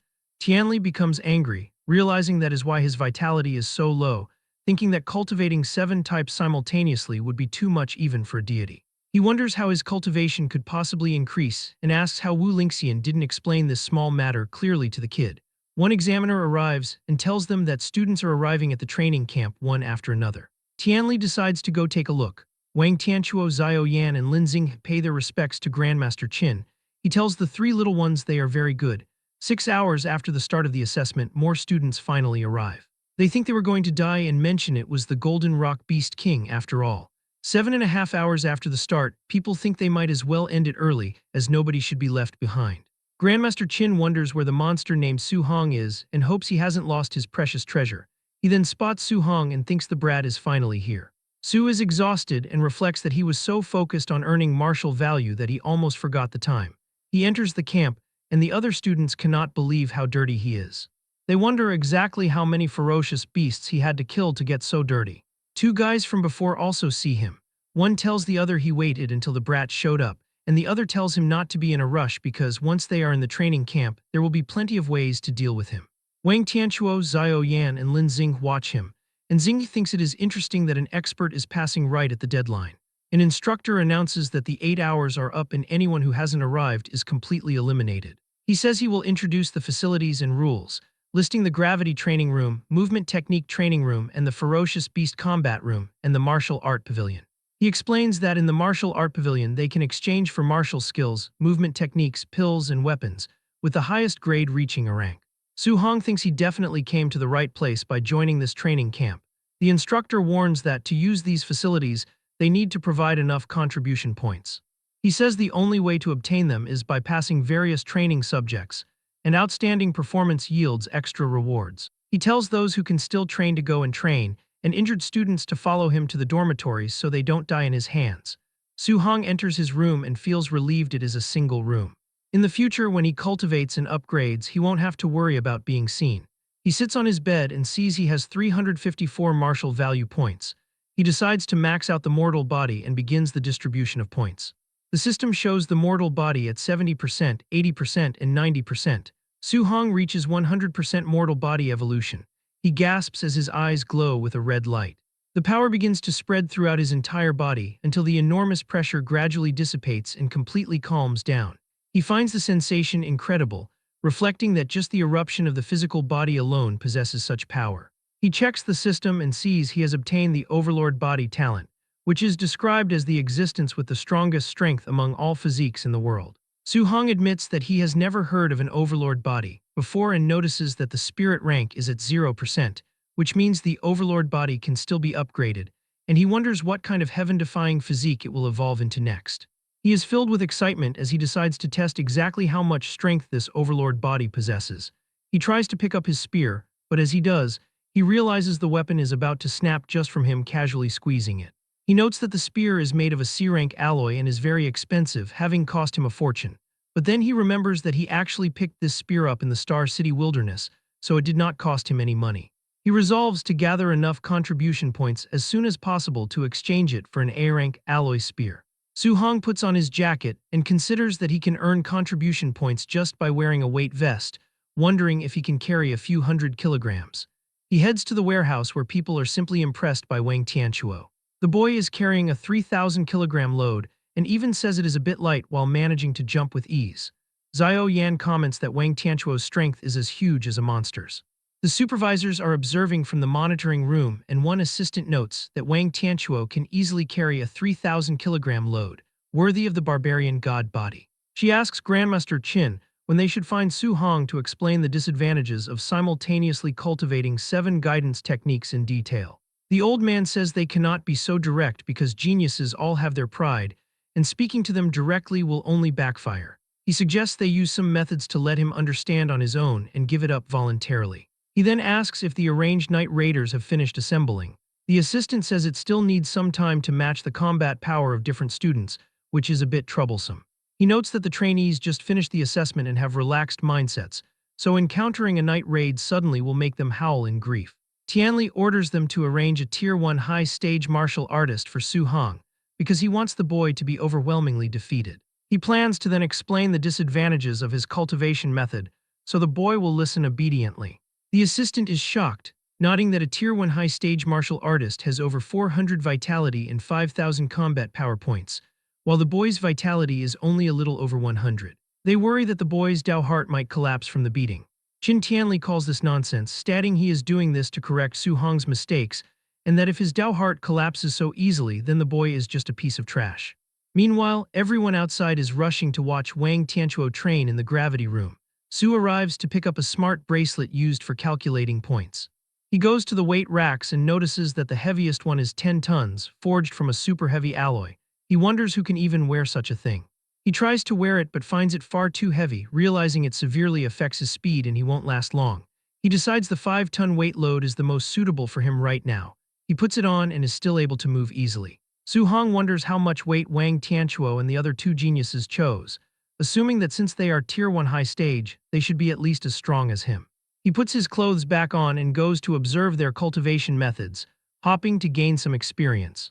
Outside, people are surprised to see Wang Tianchuo enter the gravity room without even taking off his 3-ton weight vest, and even set the gravity to 2x, as it means he is under 6 tons of pressure. Su Hong sees this and thinks he had a bit of a misunderstanding about the toughness of the overlord body, and notes that Wang Tianchuo's 3 tons is actually quite light for him. He then sees Chen Shan and Li Tu standing outside. Su asks why they aren't going into the gravity room to cultivate. They reply that if they enter, they will definitely be singled out for comparison, which is too embarrassing since they are lagging too far behind. Su sighs at this reason and heads into the room himself. His friends ask if he is really going in and if he is not afraid of embarrassing himself. They suggest he wait until there are fewer people before going in. Other warriors mock him, assuming he probably isn't wearing a weight suit and just wants to surpass Wang Tianchuo in terms of the gravity multiplier. Su Hong enters the room, reflecting that a gravity room is extremely expensive to build, and only prominent aristocratic families can afford them. He cannot let this good opportunity slip by. Wearing a 5-ton weight vest in double gravity makes it 10 tons, which he could only hold on to for 10 odd minutes.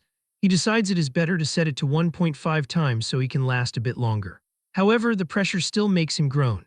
People watching through the monitor mock him for only punching in 1.5 times gravity without even wearing a weight vest, calling it hilarious. Su Hong begins to meditate, noting that while the heavy pressure makes cultivating a guidance technique more difficult, the cultivation speed has obviously accelerated a lot. 2 hours later, he is still meditating but is completely exhausted. He sees that aside from the thunder and fire guidance techniques, all other guidance techniques leveled up by 1. His vitality even increased from 126 points to 130 points. He turns off the device and struggles to stand up, thinking the gravity room's effect is good and the other facilities probably won't be bad either. He leaves the room exhausted. As he leaves, 2 boys mock him by saying, "Look quickly, the dead last came out so fast." They laugh because he couldn't even handle 1.5 times gravity, even without a weight suit. Su Hong ignores them and starts taking off his shirt, noting that the breathability of the weight suit is too terrible and it is boiling hot. The 2 boys who were just making fun of him are stunned to see the weight suit. They suspect they witnessed it incorrectly, and consider questioning the exact number of kilograms the weight actually weighs. His companion suggests that since Su Hong finished in the last place, the weight is likely only 500 kilograms instead of 5,000. He believes it was something so heavy that it looked like torture for the boy, but it still proves that Su Hong is not entirely weak. They remark that regardless of his effort, he does not compare to Wang Tianchuo at all. At that moment, the crowd begins shouting as Wang Tianchuo exits the room, having withstood 6 tons of heavy pressure for more than 2 hours. They think this is insane, as his physical body strength is definitely number 1 in the training camp. They note that if it were them, they would barely be able to handle a 500-kilogram weight for half an hour. Wang Tianchuo throws the weight on the ground, and the impact leaves everyone in the camp shocked by the heavy thud. He feels relieved, nodding that he finally feels relaxed and light again. His partner admits that he is inferior in terms of strength and asks if they should go to the movement technique room to compete. Wang Tianchuo tells him to stop joking, as the other is a practitioner of an A-rank movement technique and possesses the wind attribute, declaring his brain would have to be broken to compete with him. Su Hong hears about this A-rank movement technique and finds it interesting. Even though the strength of his overlord body is already immense, he is interested in a movement technique of such a high level. Everyone moves to the movement technique training room and is surprised by Lin Xing, who has set the difficulty to the maximum level of 10, while the others can barely reach level 3. Lin moves so fast that eyes can barely follow him for a second. He still has the spare energy to show off as flower petals emerge from somewhere, leaving the crowd wondering where they came from. Su Hong thinks the movement technique is good, and his system starts making progress on the flying swan startling cloud step, as he immediately begins to imitate the essence of Lin, analyzing the movements every second. Su Hong starts walking, drawing the attention of the crowd. He begins to practice the skill and people cannot believe what he is doing. They wonder if he actually thinks he can learn the flying swan startling cloud step just by watching Lin Xing, laughing loudly because they think an A-rank movement technique could not be so easy to learn. Inside his system space, Su Hong repeats the movement hundreds of times, increasing his proficiency until he finally manages to obtain the flying swan startling cloud step at the basic level. He feels relieved since he has finally learned his first A-rank movement technique. However, he finds Lin Xinghe's movements too flashy and showy, which he finds a bit embarrassing. Since he has never seen a normal version of the flying swan startling cloud step, he realizes he can only learn from Lin for now. Having learned the technique, he knows he no longer needs to train in the movement room and can go straight to the ferocious beast room to obtain martial value and raise his vitality. As he leaves the system space, Su Hong is startled and wonders why everyone is staring at him. While the crowd says his posture was incredibly showy and had the essence of Lin Xinghe, nodding that it was too flashy. He simply cannot believe that he was performing those showy movements in the real world while he was learning them inside the system. Embarrassed, he runs and thinks that he absolutely cannot use Lin Xinghe as a template in the future. As he runs, people beg him to perform the move again, shouting that he was exploding with handsomeness just now. At that moment, he realizes someone is following him. The duo from before have finally found him and are seeking revenge. They notice he is heading to the ferocious beast room and decide to block the door, planning to give him a few vicious blows when he comes out. At the ferocious beast room, Wang Tianchuo asks Xiao Yan if she really wants to compete to see who is number one in the training camp by killing beasts. He asks if she thinks she can beat his barbarian god body by relying on spiritual telekinesis, accusing her of underestimating him, but she retorts that he is the one underestimating the power of a spirit master. Su Hong watches and thinks it is interesting to see a spirit master's fighting method since he has never seen one in person, so he decides to watch first and earn martial value later. On the big screen, he sees her floating out of thin air, which surprises him because walking on air is a method only grandmasters possess, and he wonders if a spirit master can do that. She gathers energy in her hand and fires streams of flowing light that simultaneously kill 3 Tier 1 high-stage black tigers. Su Hong finds this incredible but wonders what those rays of light are. At that moment, a much larger tiger roars and attacks from behind, but she uses spiritual telekinesis to forcibly bind and control it in the air. She then uses her power again and kills the tiger. Su Hong realizes those streaks of flowing light were actually daggers. He notes that every spirit master is ridiculously strong and can easily crush ordinary martial artists. Suddenly, someone shouts, questioning what the deal is with the giant sword they are seeing. Xiao Yan materializes a massive weapon and with a single strike cuts a giant python beast in half. Su Hong is shocked by the power, nodding she was not holding a weapon before and that such a huge blade must weigh several tons. Lin Xinghe appears and says this is a martial skill belonging to spirit masters that is as high as A-rank. The crowd is amazed as they have never heard of such a thing. Since Lin and Xiao have A-rank martial skills, they soon deduce that Wang Tianchuo must also have an offensive A-rank technique. Lin confirms that Wang has an offensive A-rank skill too, while the crowd remarks that they are all monsters. Su Hong is excited that the training camp is crowded with A-rank martial skills and is certain he came to the right place. Wang Tianchuo also kills high-level beasts, blowing them up with one punch. When one guy asks what skill Wang used, another replies, "What martial skill? This is just his pure physical strength." Su Hong notes that the guy is using just his pure physical strength and does not seem to have any intention of using martial skills. He decides he will find a chance to learn from him next time. Right now, he wants to become a spirit master, but his spirit stat is only 26.5. He notes that one needs to exceed 100 points to become a spirit master, so he is still short 73.5 points. He becomes motivated to go on a killing spree to gain the 735 points of martial value he needs. The duo see Su Hong entering the room and decide to follow him. They note that everyone else is focused on Wang Tianchuo and Xiao Yan, so it is the perfect opportunity to ruthlessly beat the kid up.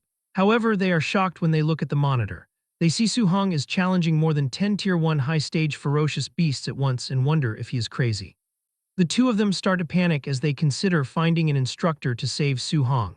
However, they believe it is already too late for him because they are certain the monsters will tear him to shreds in seconds. Inside the ferocious beast room, he taunts the creatures, provoking them to charge at him all at once. He springs backward to evade the attacks and he then activates his skill, and energy goes through the monsters' bodies. He then increases his power, attacking every monster with such force that the internal organs of the beasts are completely shredded. Both of them are left speechless as they watch Su Hong destroy monsters that even a middle-stage martial artist would struggle against, until one suddenly notices that Su Hong is using familiar footwork and realizes the boy has already copied the flying swan startling cloud step belonging to Lin Xinghe. He and his partner argue over how such a feat should be impossible for a normal student, wondering if he watched Lin Xinghe use the movement technique and then learned it. They quickly accept reality and acknowledge that Su Hong possesses heaven-defying talent to have mastered the technique so quickly. And the other suggests that they should just forget about their revenge mission because even if they gather together, they are not enough for him. The first guy does not even attempt to object, saying that whether Su is the heir of a great family or a monster genius, he simply cannot swallow this anger. But the second guy points back toward the training room, saying that before he goes looking for trouble with him, it is better to take a look at this. He looks up at the screen and it makes him drop his weapon. They stare at the monitor and see that Su Hong has eliminated 11 high-stage ferocious beasts in only a few minutes. Su Hong checks the points he earned after defeating over a dozen Tier 1 high-level creatures and notes that the 81 martial value points he received are not very high, confirming his theory that earning points becomes harder as he grows stronger. Before he can even take a moment to rest, more monsters emerge, forcing him to quickly stand back up. A beast attempts a surprise attack from behind, but he reacts instantly and punches the creature into the afterlife using his Vajra fist. He unleashes a terrifying aura that causes the monsters to hesitate, but he refuses to give them a second chance since he needs their martial value points. He charges after them and begins wiping out the beasts without any mercy. Outside the room, they decide that it would be best for them to simply forgive Su Hong and move on, realizing it would be dangerous if Su Hong encounters them there after he finishes. They quickly walk away and soon pass by the area where other trainees are gathered. A colleague is surprised to see them back so soon and asks if they succeeded in their revenge and if they already beat that kid up, but the two can only respond with nervous laughter. But internally, they are just relieved that they still have their heads on their shoulders, thinking that if they weren't clever, they would be lying on the ground like dead dogs right now because this training camp is too outrageous and full of heaven-defying monsters. Just then, Wang Tianchuo and Xiao Yan exit the beast room, with the boy having earned 280 points while the girl secured 270. Their followers begin to praise them and estimate that they must have killed between 50 and 60 Tier 1 high-level beasts. Regarding their weight vest contributions, Wang Tianchuo earned 100 points while Xiao Yan received 50. These totals are impressive to their followers, as the highest among the rest of the group is only 30 points. The crowd continues to discuss how powerful these geniuses are based on their hunt results. However, the Du are the only ones who know there is an even more terrifying monster in the camp who stands above the big three. 1 hour later, Su Hong sits atop a mountain of corpses and notes that he is starting to feel exhausted. He reflects that he is still far from his target of 735 martial value points. Nonetheless, he checks his smart bracelet and sees that he has earned a total of 700 contribution points through hunting and his weight vest. Without hesitation, he makes his way toward the martial art pavilion. Upon arriving, he approaches the counter to speak with the receptionist. He picks up a book to read through the exchange menu and is surprised to find that A-rank martial arts start at a minimum of 2,000 points. Thinking that A-rank martial arts are so expensive since the cheapest is 2,000 points, he notes the prices of the pills are still acceptable, especially since there are spirit gathering pills here. The female attendant asks him if he has decided what he would like to exchange for, while internally, she assumes that Su Hong is just a Tier 1 initial stage student who cannot afford anything.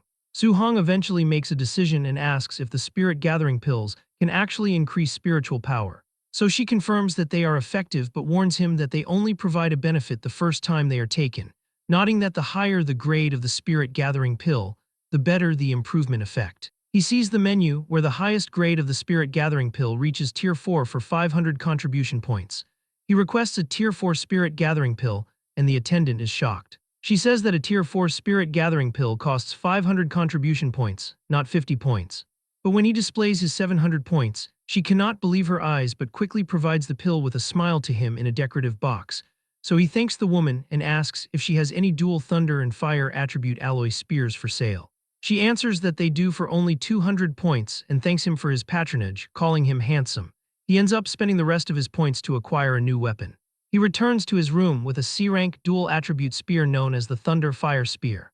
He looks at the system, noticing his vitality and guidance techniques have improved again, and that he also obtained 490 martial value points, meaning the improvement in this single day is more than what he had in the previous week. He opens the box given to him by the attendant and looks at the golden pill inside. He hopes this spirit gathering pill can provide a 25.5 spiritual power improvement. He swallows the pill and immediately feels the spiritual energy shifting within his body. Then with a determined look, he declares that he is definitely going to become a spirit master. As the pill dissolves, he feels the effects of the Tier 4 spirit gathering pill as it begins to take effect immediately. The exhausted nerves all over his body are relieved, and he feels incredibly comfortable. His brain also becomes exceptionally clear, giving him the ability to sense everything going on in his surroundings. Once the process concludes, he is surprised to see that the pill actually boosted his spiritual power by exactly 24 points. He reviews his system window and sees his spirit stat is now 50.5, calculating that even if he uses all 490 of his martial value points, he would still be 0.5% short of what he needs. And he realizes that to gain that remaining 0.5%, he only needs 5 more points, which is the equivalent of defeating a single beast. He wishes that he had killed just one more creature before leaving the training room. Nonetheless, he decides he cannot regret what is already gone and prepares to rest so he can take care of it the next day. Meanwhile, at the training camp warehouse, the instructors who will be participating in the night raid have gathered. They look over leaflets to see the data of the applicants assigned to them, while others are assigned to the geniuses of the camp. One man, Bu Jingfeng, says they are bullshit geniuses, and that if he were still in high school, these brats would not even be qualified to be his sparring partners. A giant man says his target is Wang Tianchuo, whose vitality is as high as 340 points, noting that even Jingfeng did not have this level back in the day, which makes Jingfeng unable to believe students are that strong. The other two also discuss their targets, as one is in charge of a guy with vitality exceeding 300 and the other is in charge of a spirit master. Bu Jingfeng looks at his target's data and sees he is assigned to Su Hong, who is listed as having only 123 vitality points.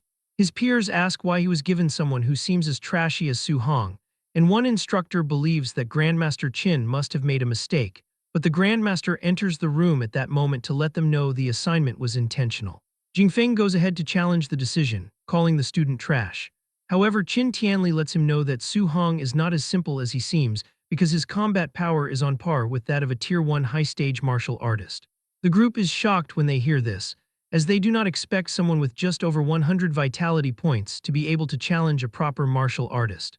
Tianli tells Jingfeng that he will understand his words by the time they exchange blows, though the instructor still complains about the task of bullying a junior since he has almost 500 vitality and is about to become a Tier 2 martial artist. But the Grandmaster slaps him on the head, telling him to do as he is told and instructing him to go all out from the very beginning, saying it is best if he can beat Su Hong until he doubts his life. Jingfeng still cannot believe he is expected to fight such a weak child, and even asks the Grandmaster if he holds a grudge against Su Hong, declaring that he will not be held responsible if he cripples the boy. Tianli smiles when he hears this and urges the man to beat Su Hong to pulp, telling him that he will not blame him and will also reward him. Bu Jingfeng agrees to this, but internally he thinks that the Grandmaster's smile is terrifying and that Su Hong is pitiful. Moments later, the Grandmaster orders them to start the operation, and the raiders make their way to the dormitories to perform the drill. At the dormitories, they begin to look for their targets and start fighting with their targeted students. Su Hong soon hears the sound and wonders if it is a sneak attack. While he is still thinking, his door is cut open. Bu Jingfeng rushes into the room and attacks, but Su Hong dodges that attack. He has heard that the All Heaven's 10,000 races frequently hunt down human race geniuses everywhere to weaken humanity's strength, and he wonders if it could be them. He quickly grabs his Thunder Fire Spear, and while he wonders just how strong this person is, Bu Jingfeng lunges for an attack while boasting about his own strength, telling the boy to count himself unlucky for running into him. Su Hong soon realizes the man is a human Tier 1 high-stage martial artist, and not someone from the All Heaven's 10,000 races. He smiles because this is exactly what he needs, figuring out that he will be able to gather the last 5 martial value points to become a spirit master if he defeats this enemy. Bu Jingfeng is shocked when he realizes that the boy is actually taking up a fighting pose against him, leaving him to wonder if the boy has gone out of his mind. Their weapons clash, and this is when Jingfeng realizes that the boy's physical strength is crazy, confirming that Su Hong's combat power is indeed on par with a Tier 1 high-stage warrior, and that Grandmaster Qin was not lying. Suddenly, he notices something else, thinking that a Tier 1 initial stage martial artist should not possess this kind of power. On the other hand, Su Hong is doing his best since it is his first time fighting a high-stage opponent. He swings his spear with a powerful aura, causing Jingfeng to leap back.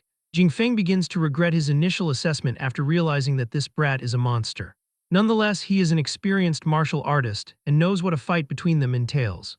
He unleashes his fire attribute, which coats his sword in purple flames, saying that a battle between martial artists is not just about comparing who has greater physical strength. Su Hong is surprised by the display of the fire attribute, since it is his first time seeing a fire attribute martial artist in person. Jingfeng lunges toward him while taunting, asking how he plans to handle this B-rank martial art and attacking with a flame slash. Su Hong thinks that this attack might be much stronger than the void-breaking finger, which is also B-rank, and he covers his spear in lightning and blocks the attack, knocking the instructor backward as the impact shatters the wall behind him, leaving him sweating. He cannot believe that the boy just blocked his fire martial art simply by externalizing lightning, admitting to himself that the boy is terrifyingly talented, and seeing why Grandmaster Qin told him to go all out. However, he continues to tease him, telling Su Hong that it appears he is bad at thunder attribute spear techniques. Otherwise, he really would not be able to defeat him this easily. Su Hong admits that he indeed does not know any thunder attribute spear techniques, but asks what would happen if he added something on top of them. He mixes two attributes, lightning and fire, leaving Bu Jingfeng in total shock by the attribute fusion.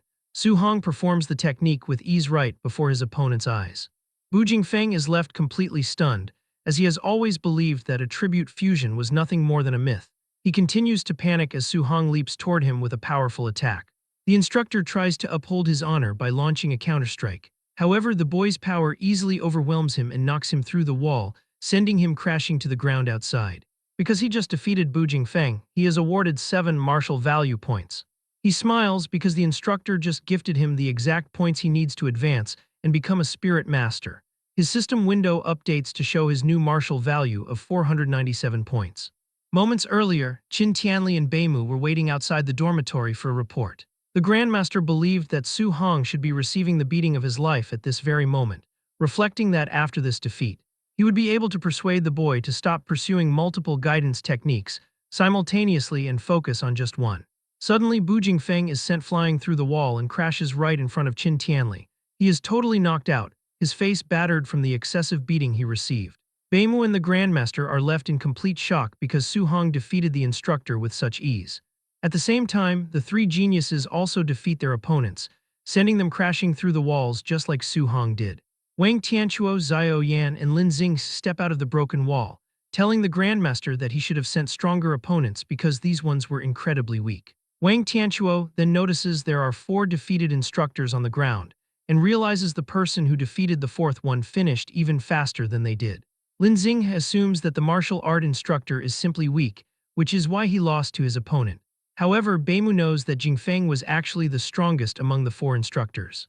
Qin Tianli is not surprised by the 3 geniuses pulling off a win, but he realizes that Su Hong is only an initial stage Tier 1 martial artist, meaning facing a Tier 1 high-stage opponent should have been difficult. He wonders how Su Hong could have finished even faster than the 3 top geniuses. Suddenly, an official comes running over to tell Qin Tianli that something big has happened. The Grandmaster assumes a trainee was killed and tells the man that such things are normal. However, the official reports that while Su Hong was fighting Bu Jingfeng, he actually used attribute fusion. Qin Tianli initially dismisses this as nothing serious, but the moment the words sink in, he grabs the man and asks if he is telling the truth, and the officer reveals that Su Hong combined thunder and fire to defeat Bu Jingfeng. He mentions that he saw it clearly on the surveillance screen and suggests the Grandmaster can ask Bu Jingfeng himself if he doubts it. Jingfeng manages to regain consciousness just long enough to tell the Grandmaster that Su Hong really did use attribute fusion.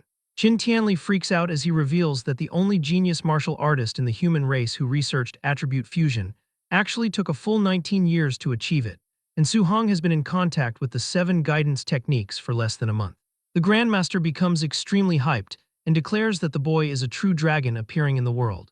Beimu asks Tianli if attribute fusion is really as powerful as he is claiming, so he explains that back then, the martial artist who mastered it was able to suppress 2 Tier 2 fighters while he was still at Tier 1. She then asks why it is not promoted for cultivation if it is so strong. Qin Tianli mentions that research shows the technique is extremely difficult and carries a high probability of crippling one's own cultivation. He tells her that it is considered useless by many because if a martial artist remains stuck at Tier 1 for their entire life, there is no point. However, he is blown away by Su Hong succeeding in less than a month, which proves his level of comprehension is heaven-defying. Because the boy possesses 7 attributes, the Grandmaster realizes the power would be massive if he fuses all of them. He believes that if a monster like this grows up, he could stun the great emperors of the 10,000 races with a single move.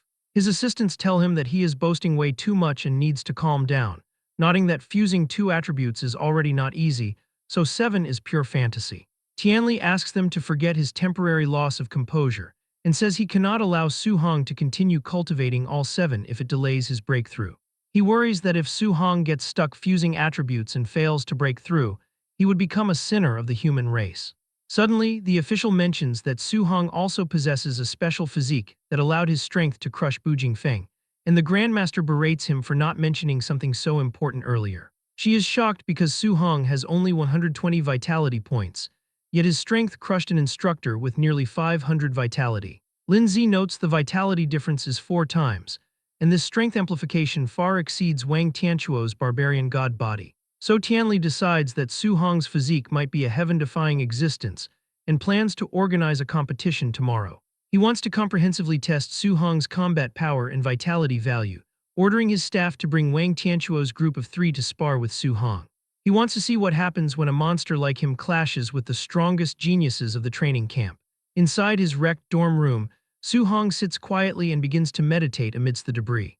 He remains completely unbothered by the noise outside as he focuses on his growth. He opens the system and decides to pour all his remaining martial value into his spirit stat in one breath. A brilliant blue aura immediately envelops him as he enters the spirit realm. He closes his eyes to absorb the sensation of this newfound power, reflecting on how wonderful it feels. As he tests his abilities, a glowing phantom fist materializes. He reflects that controlling it feels somewhat unusual, much like suddenly growing a third arm. He checks his system interface and observes that his spirit stat has successfully surpassed the 100% mark. He is curious about how this works in reality and turns his attention toward his bed. He lifts the furniture effortlessly with just a single thought. Excitement fills his face as he rises other things into air alongside his spear. He realizes that he can now walk on air and execute telekinetic attacks, just like Xiao Yan. He determines that he must learn the rank spirit martial art from her and the offensive rank technique belonging to Wang Tianquo. Early the next morning, an urgent announcement orders everyone to gather within 1 minute, warning that any delay will result in a deduction of contribution points. Trainees rush downstairs in a frantic hurry while complaining about the intense schedule. They note that they have already endured the entry assessment, weighted training, and a surprise night raid in just a single day. They all gather at ground. Su Hong is also there, stretching as if the events of the previous night had no impact on him. An instructor stands before the group and tells them they have done well to make it, as he expected many would be too battered to stand. One disgruntled trainee argues that he only lost because of a cheap sneak attack, claiming he didn't even have time to put on his underpants, and complains that the raider deliberately aimed for his crotch. Instructor asks sarcastically if he expected an assassin from the All Heaven's 10,000 races to wait for him to put on his underpants before striking. The other students laugh loudly and begin calling the trainee bro underpants from then on. From where he stands, Su Hong agrees with instructor's point about real combat, though he understands why everyone is disgruntled. Instructor announces that there will be a comprehensive test today to give everyone a fair chance to perform. He explains that the system will evaluate their vitality, combat power, spirit, strength, speed, and martial skill mastery. Following the test, there will be an actual combat ranking, where the top 10 students will receive different amounts of daily contribution point rewards. Wang Tianquo, Xiao Yan, and Lin Xing listen with total confidence, as they are already considered the top 3. The other trainees immediately grow excited and focus on fighting for the remaining 7 spots. Su Hong wonders what the reward for first place might be. Instructor quiets the crowd and tells them to follow him to the test. He leads them toward a massive warehouse that serves as a temporary testing ground. Inside, the group gathers around a spider-like machine known as the Tier 2 Combat Power Tester.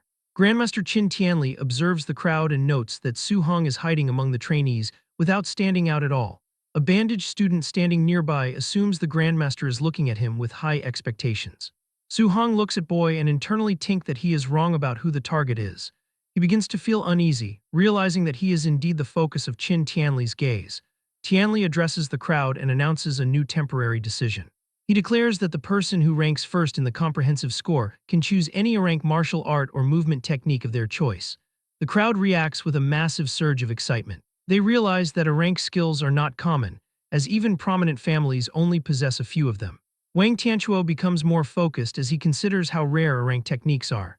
Xiao Yan looks confident, eager to choose a skill that complements her abilities. Lin Xinghe remains determined to prove his speed is not useless as long as he obtains a rank martial art.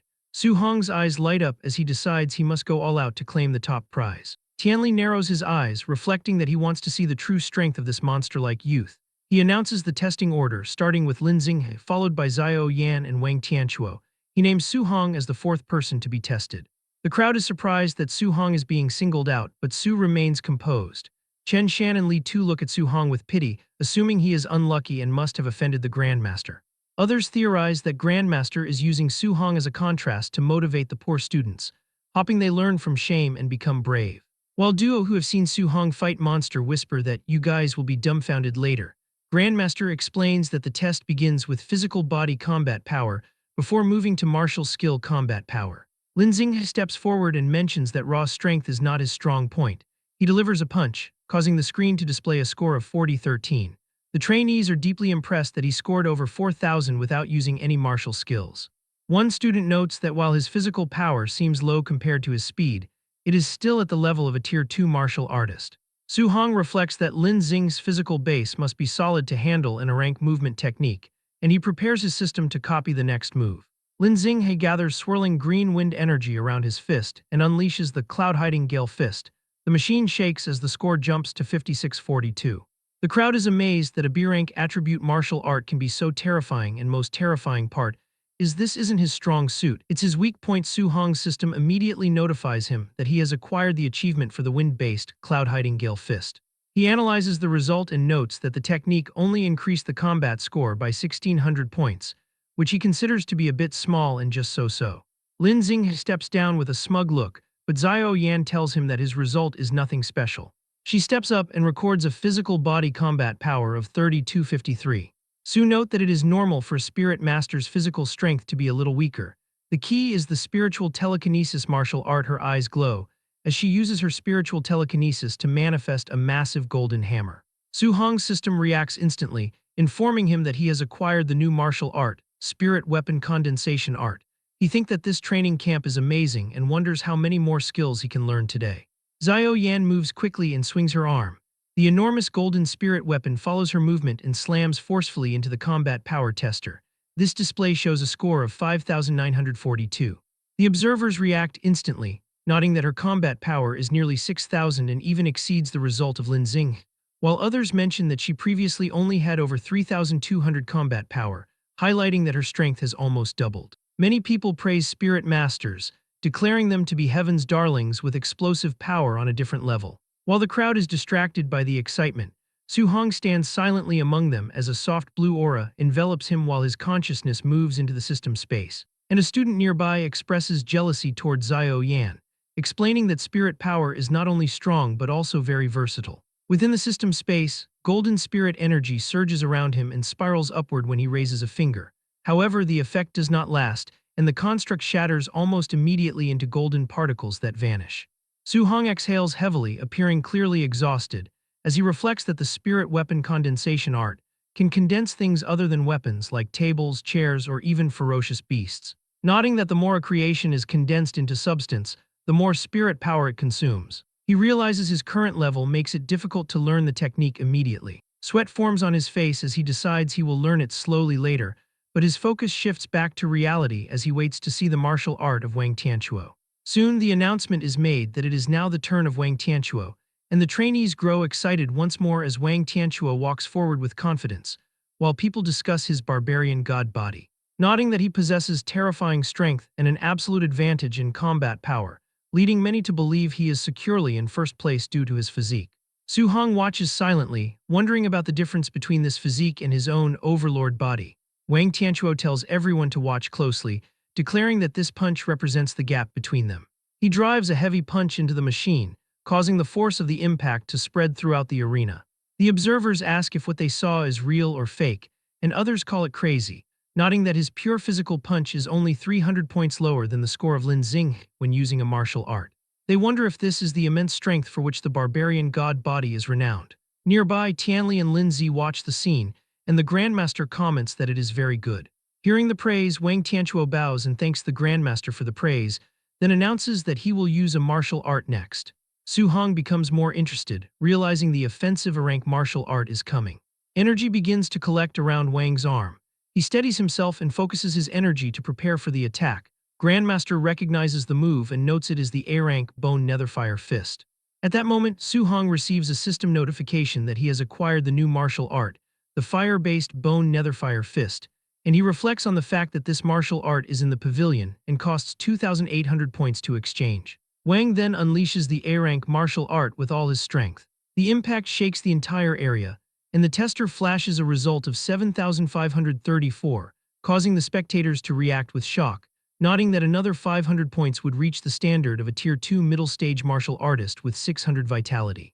Grandmaster watches with satisfaction and gives high praise, mentioning that the boy's father has talked about raising a grandmaster for half his life, and he now sees no problem with that.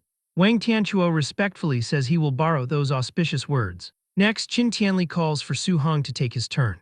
As he walks forward, people whisper that anyone who goes up after the top 3 will be extremely humiliated, and some notice he looks very calm, remarking that a dead pig does not fear boiling water.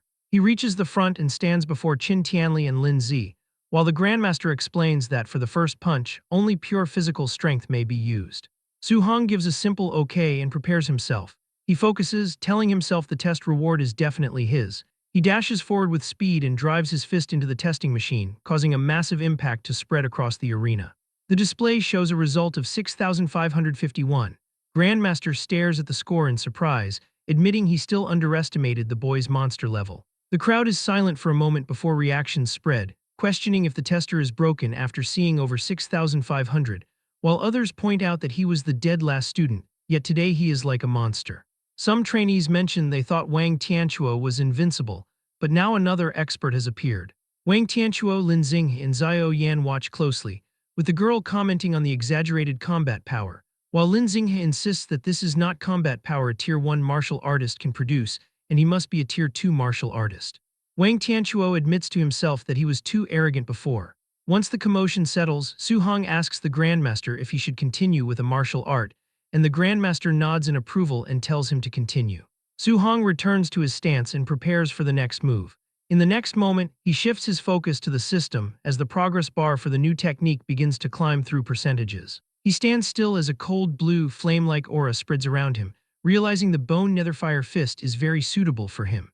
He notes that learning it is much faster than the flying swan startling cloud step, even though both are a rank. Grandmaster Qin watches closely, wondering how high the boy's combat power will go when he uses a martial art, while Lin Zi mentions that Su Hong is from an ordinary family and suggests his martial art should not be high level. But Qin watches him intently and notes that the technique he is executing in his current state is definitely not low level. The system finishes processing, showing 100% completion for the bone netherfire fist at the basic level.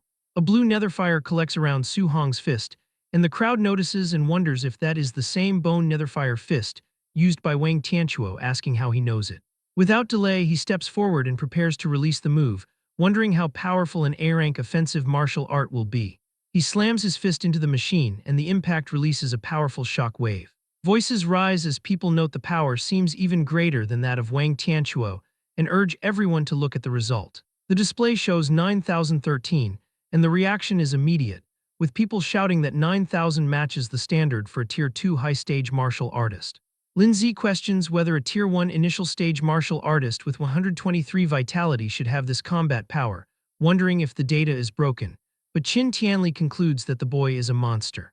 Lin Xing is shocked, explaining that 7,000 matches Tier 2 initial stage, 8,000 matches middle stage, and 9,000 matches high stage, while Xiao Yan adds that the standard for Tier 2 is 500 vitality, meaning he must have hidden his stats, and Wang Tianchuo admits his vitality is not even 400, and says it is not shameful to lose to him. Then the vitality tester displays Su Hong's actual number, 137. The crowd bursts into noise as Wang Tianchuo shouts in shock that it is only 137, while Lin Xinghe wonders if the tester is broken. People start arguing, with some suggesting a digit is missing, and that it should be 1,370, while others point out that this means he really is just a Tier 1 initial stage martial artist. They find it outrageous that 137 vitality can output 9,000 combat power. Su Hong simply walks out of the vitality tester, and Qin Tianli watches him with a serious expression. The Grandmaster steps forward and tells the trainees to stop crowding around, announcing they will proceed with the practical combat test and tournament rankings. He explains the challenge system where students can designate an opponent, adding that if no one dares to challenge a person, they will be first and receive an A-rank martial art reward. At that moment, Lin Xing immediately walks forward and declares that he wants to fight Su Hong. Lin steps forward and points his finger towards Su Hong, declaring his intent to challenge him. He feels smug and confident, reflecting that despite the boy's monstrous combat power, his low vitality remains a critical weakness. He plans to use his superior movement technique to evade attacks and exhaust Su Hong to death. However, Qin Tianli rejects the request for a one-on-one duel. Instead, the Grandmaster proposes that the top three elites face Su Hong together. The trio feels deeply offended by this suggestion. Lin Xing scowls at the idea of being underestimated, while Xiao Yan asks if the boy even deserves for all three of them to attack him at once. Wang Tianchuo expresses concern that their combined might could accidentally cripple the kid while they are playing around. Ignoring their complaints, Qin Tianli asks Su Hong for his opinion, and the student calmly replies that he has no objections. The elites glare at Su Hong, irritated because he seems to truly believe he is guaranteed to win. Wang Tianchuo thinks to himself that the boy is being pretentious and that he could leave him stunned all by himself. The Grandmaster announces that the match begins, and the three elites square up against Su Hong inside the testing facility. As the fight commences, they charge forward. Lin intends to blast out a cloud-hiding Gale Fist before running, waiting for Su Hong to engage the others so he can launch a sneak attack. He reflects that with the speed of his flying swan startling cloud step, it is impossible for the boy to react in time. His plan is shattered when Xiao Yan and Wang Tianchuo shout in panic for Lin to dodge. Caught off guard, the student turns in shock as Su Hong slides effortlessly past his line of sight and materializes directly behind him. Su Hong prepares a glowing blue punch while calmly bidding him goodbye. Just before the strike lands, the blow is brought to an abrupt halt inches from Lin Xing's face. Given a split-second reprieve, Lin frantically leaps backward to escape. After landing safely, he thanks Xiao Yan for her telekinetic intervention and warns his teammates that the boy's speed is unusual. Restrained by a faint telekinetic aura, Su Hong looks at his hand with mild intrigue. He reflects that it is his first time experiencing the feeling of being controlled by spiritual telekinesis and that he is not used to it. Realizing he must finish off Xiao Yan first, Su Hong rushes toward her with an explosive burst of speed. Xiao Yan is shocked by his speed. Lin and Wang are baffled to see him perfectly executing the flying swan startling cloud step and charge to intercept him. Lin wonders how a fire attribute user can perform his wind-based technique, eventually concluding that Su Hong must have dual attributes. He yells for Wang to stop him. Wang steps into the path of Su Hong with his arm ignited in a fiery aura, instructing Xiao Yan to focus on her spiritual control while he blocks the advance. Wang unleashes his A-rank bone netherfire fist. Instead of dodging, Su Hong mirrors the attack perfectly, his own fist erupting with the exact same pale blue flames. Before the strikes can connect, Xiao Yan amplifies her telekinetic hold and freezes Su Hong in his tracks. The crushing pressure causes the concrete beneath his feet to crack. Su Hong notes that the spiritual control is even more troublesome than he had initially imagined. Taking advantage of the situation, Lin leaps and brings down a fierce kick aimed at the boy's head. Observing from the sidelines, Qin Tianli muses that it might have been premature to let Su Hong fight all three elites. He reflects that escaping a spirit master's control requires either overwhelming physical strength or counteracting spiritual power. But despite the pressure, a confident smile spreads across the face of Su Hong. The Grandmaster is shocked to see that the boy is actually smiling. Just as the attacks are about to land, Su Hong unleashes a massive surge of brute strength and forcefully shatters the telekinetic bind. The violent backlash causes Xiao Yan to cough up blood as she loses her spiritual control. Now free, Su Hong effortlessly intercepts the attacks of the other two elites, creating a massive shock wave. The spectating trainees erupt in disbelief, terrified that he shattered the telekinesis using only sheer physical strength. They call him a humanoid ferocious beast. With a ruthless motion, Su Hong grabs the limbs of his opponents and twists them. Utilizing his monstrous strength, Su Hong lifts both elites and begins spinning them rapidly through the air. He eventually halts the spin and mercilessly slams both elites face first into the concrete floor. The massive impact shatters the ground, driving the face of Wang into the rubble while Lin coughs up blood. The trainees watch in horror as Su Hong repeatedly lifts and smashes the two elites into the ruined floor. When he finally releases his grip, the once proud elites lie completely motionless, having fainted from the savage beatdown. Standing tall amidst the settling dust, Su Hong has completely dominated the match. He locks an intense gaze onto his last remaining opponent, and Xiao Yan immediately loses her will to fight. Trembling, she throws her hands up and backs away, loudly surrendering and begging him not to come any closer. The spectating trainees are in awe, marveling that Su Hong has single-handedly crushed the camp's strongest trio. Qin Tianli steps forward to silence the commotion. He asks if anyone else dares to challenge Su Hong, declaring that otherwise the young man will take first place. The trainees quickly forfeit to avoid a similar fate, admitting that only an idiot would challenge him now. With no objections, the Grandmaster declares Su Hong the winner. He instructs Lin Zi to organize the remaining matches for the other rankings. He then tells Su Hong to follow him to claim his reward and select a new A-rank martial art. A satisfied smile spreads across the boy's face as he reflects on obtaining another powerful skill. As they walk, the Grandmaster mentions that he has been paying attention to Su Hong since the day he stepped into the training camp. He asks why the boy chose to hide his strength when others eagerly show off. Su Hong explains his caution, stating that without power or influence, sticking his head out too early makes it easy to be targeted. Qin Tianli laughs, appreciating the boy's survival instincts. He confesses that the tournament was arranged specifically for Su Hong to strive for more resources. The Grandmaster advises that in today's world, resources are concentrated on geniuses. He assures Su Hong that he no longer needs to hide his strength and offers his personal protection. Grateful for the backing, Su Hong thanks him. They soon arrive at the martial arts pavilion. Inside, the receptionist stands at attention as the Grandmaster orders her to bring the list of martial arts. He tells Su Hong to look carefully and ask if there is anything he does not understand. Su Hong asks which martial art would be best for him, but before advising, the Grandmaster asks which ones he already knows. Su Hong lists the Bone Netherfire Fist, Flying Swan Startling Cloud Step, Cloud Hiding Gale Fist, and Void Breaking Finger. The Grandmaster's expression tightens as he points out that those techniques are not in the camp's inventory. He asks incredulously if the boy really learned them just by watching Lin Xinghe use them once. When Su Hong casually confirms this, a drop of sweat rolls down the Grandmaster's face. He stares in silence, internally reflecting that the boy is truly a monster. The martial arts pavilion administrator watches in total shock, wondering who Su Hong could be to have Grandmaster Qin Tianli personally assist him in selecting a technique. As they look through the catalog, Qin Tianli suggests that since the boy already possesses offensive and movement skills, a control-type martial art would be best to balance his abilities. He recommends the A-rank Flame Cage, which condenses fire spiritual chi into a prison to trap and immobilize enemies. The Grandmaster explains that control-type arts require spiritual chi to leave the body, which is a difficult step that even most Tier 2 martial artists cannot achieve. Despite Su Hong currently being only at the Tier 1 initial stage, Qin Tianli believes that with his talent, he should be able to learn it. The old man mentions that he has learned this martial art before and offers to demonstrate it first so the boy can decide whether to choose it. Su Hong thanks him, as Qin Tianli summons a small flame from his hand. The Grandmaster notes that the power of control-type arts is immense and explains the battle's strategy. First, trap the enemy with the flame cage, and then launch an attack to achieve a one-hit kill. However, he warns that maintaining the cage while launching an attack would be impossible for the boy to perform right now.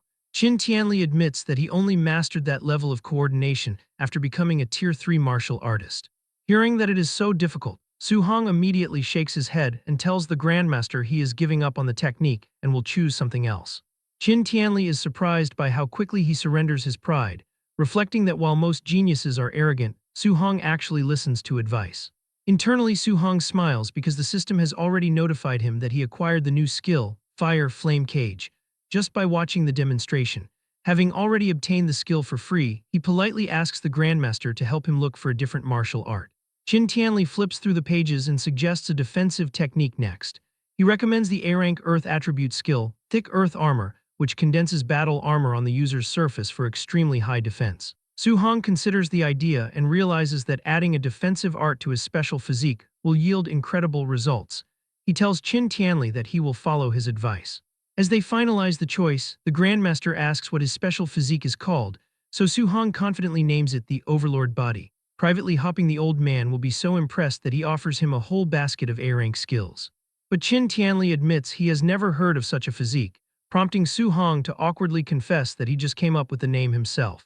The Grandmaster assumes it must be a type of body that has not been recorded yet, noting that the strength amplification is downright terrifying, as he reflects that he has never seen the strength of a Tier 1 martial artist reach such a level. Suddenly, Qin Tianli receives an urgent phone call from an administrator, who reports that the contribution statistics show Su Hong was still wearing his weight vest during the entire tournament. The Grandmaster is shocked and asks if the boy really fought Wang Tianchuo and the others while weighted. Su Hong casually agrees, explaining that he would not have been able to get the points otherwise. Qin Tianli clutches his chest and tells himself to stay calm because the boy is a monster who should not be viewed with a normal mindset. He tells Su Hong to stop obsessing over points and take the vest off immediately, promising there will be plenty of rewards later.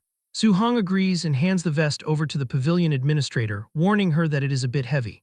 The woman states that she is a dignified Tier 2 martial artist and can handle it, but her eyes widen in shock as she takes the equipment. She immediately drops the vest, which crashes through the wooden floor with a loud boom. The administrator asks how many kilograms it weighs, and Su-hong casually replies that it is 5 tons. Qin Tianli sweats at the realization that a Tier 1 trainee carried that much weight while defeating 3 late-stage geniuses. The Grandmaster puts his arm around the boy and calls him a little monster, stating he has another A-rank martial art in mind to give him. Qin Tianli recalls that Su-hong uses a spear and mentions Grandmaster Jiang Lin of Yang City, who uses an extremely powerful A-rank thunder spear art. He proposes arranging a battle with the rival student to trick him out of the martial art. Su-hong notes that this is not very nice, but Qin Tianli complains that Jiang Lin constantly mocks his training camp as being full of trash and he wants to mock him back. He tells the boy to go back and prepare, as they will head to Yang City early tomorrow morning. Su-hong returns to his room and is pleased to find the staff has tidied it up. He sits down and observes his system has registered several new skills, including Fire Scorch 4 Fields, Spirit Soul Capture Art, and Thick Earth Armor. He decides to cultivate all 3 to the basic level before morning. Meanwhile, Qin Tianli calls his rival and tells him to get the Thunder Spear art ready for a challenge. Grandmaster Jiang Lin dismisses the threat, bragging that his Yang City training camp has produced a wood spirit body genius who has already broken through to Tier 2. He boasts that his student Lin Chunfeng learned the A-rank control-type martial art, Wood Prison, in just 2 days. Jiang Lin watches as the green-haired student attempts to use the technique, but the wooden vines stop growing and start to dissipate before they can fully trap the target. Lin Chunfeng sighs at his failure, but he confidently tells the Grandmaster that he will reach the basic level within a month. On the phone, Jiang Lin continues to mock Qin Tianli by saying that back in the day, he spent 3 months on it himself, reinforcing that the boy is a monster and saying the student he is bringing is not someone that certain pieces of trash can challenge. Grandmaster Qin tries to argue, but Jiang Lin hangs up. He then tells Lin Chunfeng not to win too easily tomorrow and to act like the fight is narrowly matched to save Qin Tianli some face. Lin Chunfeng stretches his hand out as green energy claws form around it, telling his master to rest assured regarding his acting skills. The next afternoon, Qin Tianli uses his power to fly Su-hong toward the Yang City training camp. The boy admits that he did not expect his first time experiencing flight to be in this kind of situation. They land in the center of the courtyard to meet Jiang Lin and his men. The rival Grandmaster asks what kind of genius has been brought to him, and Qin Tianli introduces Su-hong as a Tier 1 initial stage martial artist who uses a spear as Su-hong politely greets Grandmaster Jiang Lin. But the man stares in annoyed disbelief, asking if Qin Tianli has developed senile dementia to treat a beginner rookie like a treasure. Internally, Jiang Lin begins to sweat as he realizes that a Tier 2 fighting a Tier 1 is an instant kill, meaning Lin Chunfeng's acting skills will be put to the ultimate test. But Qin Tianli ignores the insults and tells his old friend to hurry up and start the fight so they can head back for dinner. A large crowd of trainees gathers at the Yang City training camp arena in a state of high excitement. Many wonder about the visiting genius from Star City, jokingly hoping that the challenger will not be too weak. Jiang Lin introduces the famous Grandmaster Qin Tianli and his student, Su-hong, to the assembled crowd. Smiling awkwardly, Jiang Lin reveals to everyone that Su-hong is at the Tier 1 initial stage. The local trainees erupt in disbelief, feeling insulted that someone so weak would dare to challenge them. They mock Su-hong, pointing out that their champion Lin Chunfeng is a Tier 2 martial artist who can crush him instantly. Lin Chunfeng starts sweating nervously after hearing the comments. His master ordered him to make the fight look close to save the pride of Qin Tianli, but he panics over how to fake a fair battle against such a weak opponent. Ignoring the noise, Jiang Lin confirms the bet with Qin Tianli. If his student wins, Qin Tianli must teach him an A-rank martial art. Pretending to be generous, Jiang Lin tells Su-hong that if he somehow manages to win, he can choose an extra A-rank martial art as a prize, and Su-hong politely thanks him for the offer. Qin Tianli sarcastically calls his rival a nice guy while slapping his back. Meanwhile, Jiang Lin remains fully confident that a Tier 1 beginner can never defeat a Tier 2 student who possesses a rare wood spirit body. The competitors step into the arena while the Grandmasters watch from the side. Jiang Lin subtly reminds Lin Chunfeng to hold back his strength. Gripping his sword, the anxious student assures his master that he will comply. As he draws his blade, Lin Chunfeng continues to worry about his acting skills. He is terrified of accidentally hurting the beginner with a single careless strike. Noticing that his opponent is unarmed, Lin Chunfeng asks why Su-hong is not using the spear he brought to the camp. Su-hong casually stretches and replies that he will not use his weapon for now. He reflects that his only spear skill is a basic C-rank technique, which is much weaker than his A-rank fist and movement skills. He realizes that using the spear would put him at a clear disadvantage. Lin Chunfeng misinterprets this practical choice as pure arrogance and grows annoyed. Eager to test this confidence, he leaps into the air and charges at him with his sword. Covered in a green aura, Lin Chunfeng swings his blade downward. Su Hong easily dodges the heavy slash, stepping aside as the weapon smashes into the stone floor and sends debris flying. Using his A-rank movement skill, Su Hong gracefully glides backward across the arena. He leaves a trail of wind behind him as he keeps his distance. Lin Chunfeng is shocked to see a beginner use an A-rank wind movement technique. Thinking that it is interesting and refusing to let him escape, Lin Chunfeng charges forward again. He declares that movement skills are useless now and unleashes his wood prison technique. Thick green vines shoot from the ground and tightly wrap around the leg of Su Hong. Su Hong briefly praises the talent of Lin Chunfeng for possessing a rare control-type skill. He remains calm and flares his aura, preparing to use raw physical strength to break free. Before he can even try, the green vines suddenly shatter and vanish into thin air. Su Hong is confused, wondering how such a powerful technique could fall apart so instantly. Lin Chunfeng uses this brief distraction to appear midair behind Su Hong. Swinging his sword down, he confidently claims that stopping his opponent for just a second is enough to win. Su Hong is unfazed and calmly looks over his shoulder. He gathers glowing green wind energy around his fist, preparing a quick counterpunch. As he throws the wind-infused strike, Lin Chunfeng realizes with shock that the attack is too fast and will hit him before his sword can land. He desperately uses his wood escape technique to create a thick wooden barrier for protection. The defense proves to be completely useless, as the punch from Su Hong violently shatters the wooden shield into splinters and launches Lin Chunfeng backward with immense force. The battered Lin Chunfeng is completely baffled by the overwhelming physical power of a lower-level beginner. The local trainees are equally shocked to see their champion's A-rank defense easily broken. They fearfully realize that the raw strength of Su Hong is greater than that of a wild beast. Qin Tianli laughs loudly from above the arena, teasing his rival about the sudden turnaround. Jiang Lin is sweating but stubborn, arguing that raw strength alone will not defeat his genius student and tells his rival to keep watching. Su Hong launches himself forward at high speed to chase down Lin Chunfeng. He delivers a fierce kick, but his leg passes right through the target and shatters it into shadows. Su Hong quickly realizes he only hit an afterimage. Using his own A-rank movement skill, Lin Chunfeng appears directly behind him. He boasts about his own footwork and unleashes an explosive sword slash, but Su Hong dodges it easily. Panting, Lin Chunfeng looks across the arena and acknowledges the immense power of the boy. He urges Su Hong to give up, humbly admitting that he would definitely lose if they were at the same level. But Su Hong extends a hand toward him. Bright orange flames violently erupt from the boy's fist. Before Lin Chunfeng can react, a massive cage of fire roars to life and instantly traps him. Lin Chunfeng is shocked to see Su Hong use a control-type martial art. Sweating from the heat, he is amazed that a beginner has mastered the flame cage. He assumes the energy of Su Hong will not last long and decides to wait inside for the flames to collapse on their own. On the platform, Qin Tianli loses his composure, shocked that Su Hong has already mastered the technique. Jiang Lin asks why he is so surprised by a move he supposedly taught his own student, as Qin Tianli awkwardly stammers for an excuse, while Jiang Lin demands to know why a wind attribute student is suddenly using fire. The Grandmaster masks his ignorance by claiming that having multiple elements is not a big deal. Desperate to change the subject, Qin Tianli points back at the fight and Jiang Lin wonders why the cage has not collapsed yet.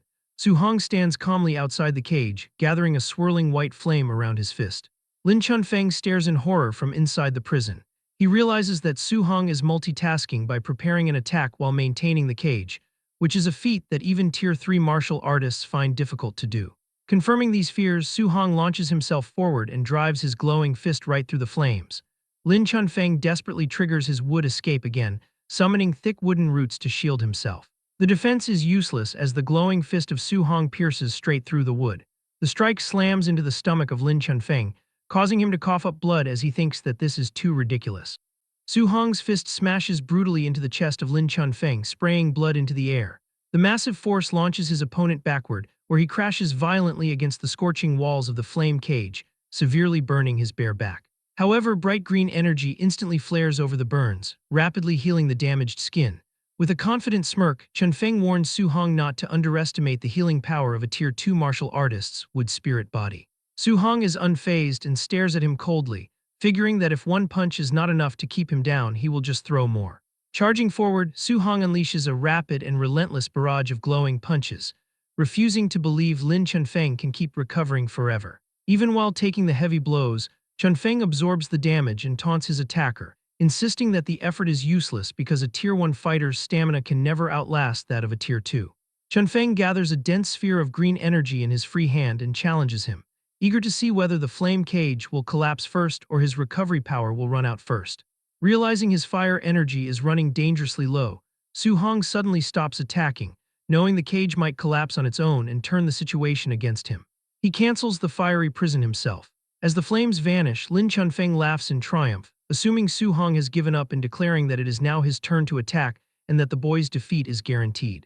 However, his arrogant smile quickly vanishes and is replaced by sheer terror. Su Hong gathers a crackling mass of golden lightning and fire in his hand, casually mentioning he had not planned to use this move because it drains too much energy. Lin Chunfeng stares at the terrifying energy in Su Hong's hand and breaks into a cold sweat, stunned that a mere Tier 1 fighter can produce such monstrous power.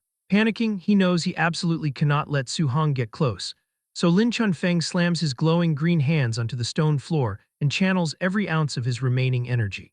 Roaring the name of his defensive technique, he summons a massive wall of thick wooden pillars that erupt from the floor to shield himself. The eyes of Su Hong flare with intense golden light.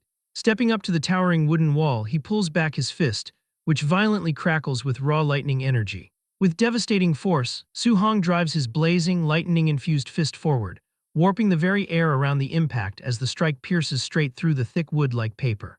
The overwhelming punch hits Lin Chunfeng squarely in the face, blasting him backward and sending his unconscious body crashing onto the floor. Su Hong stands calmly among the fatting flames and debris, looking down at his defeated opponent. A stunned silence quickly falls over the massive crowd. The Yang City trainees erupt into panicked disbelief, horrified that their champion was knocked out in one strike despite his Tier 2 healing powers, and they cannot believe Su Hong is still only an early Tier 1 fighter. Grandmaster Jiang Lin breaks into a cold sweat and, staring in absolute shock, turns to his old rival and asks what kind of monster Qin Tianli has brought to the camp.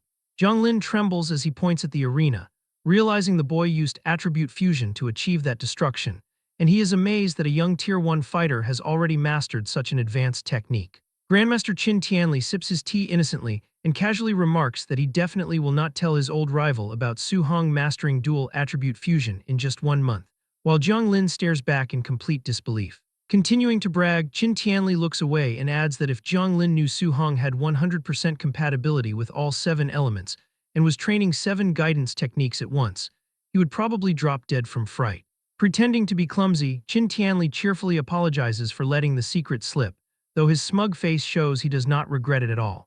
Meanwhile, Jiang Lin stands paralyzed as his mind struggles to process how a student could achieve such insane feats in a single month.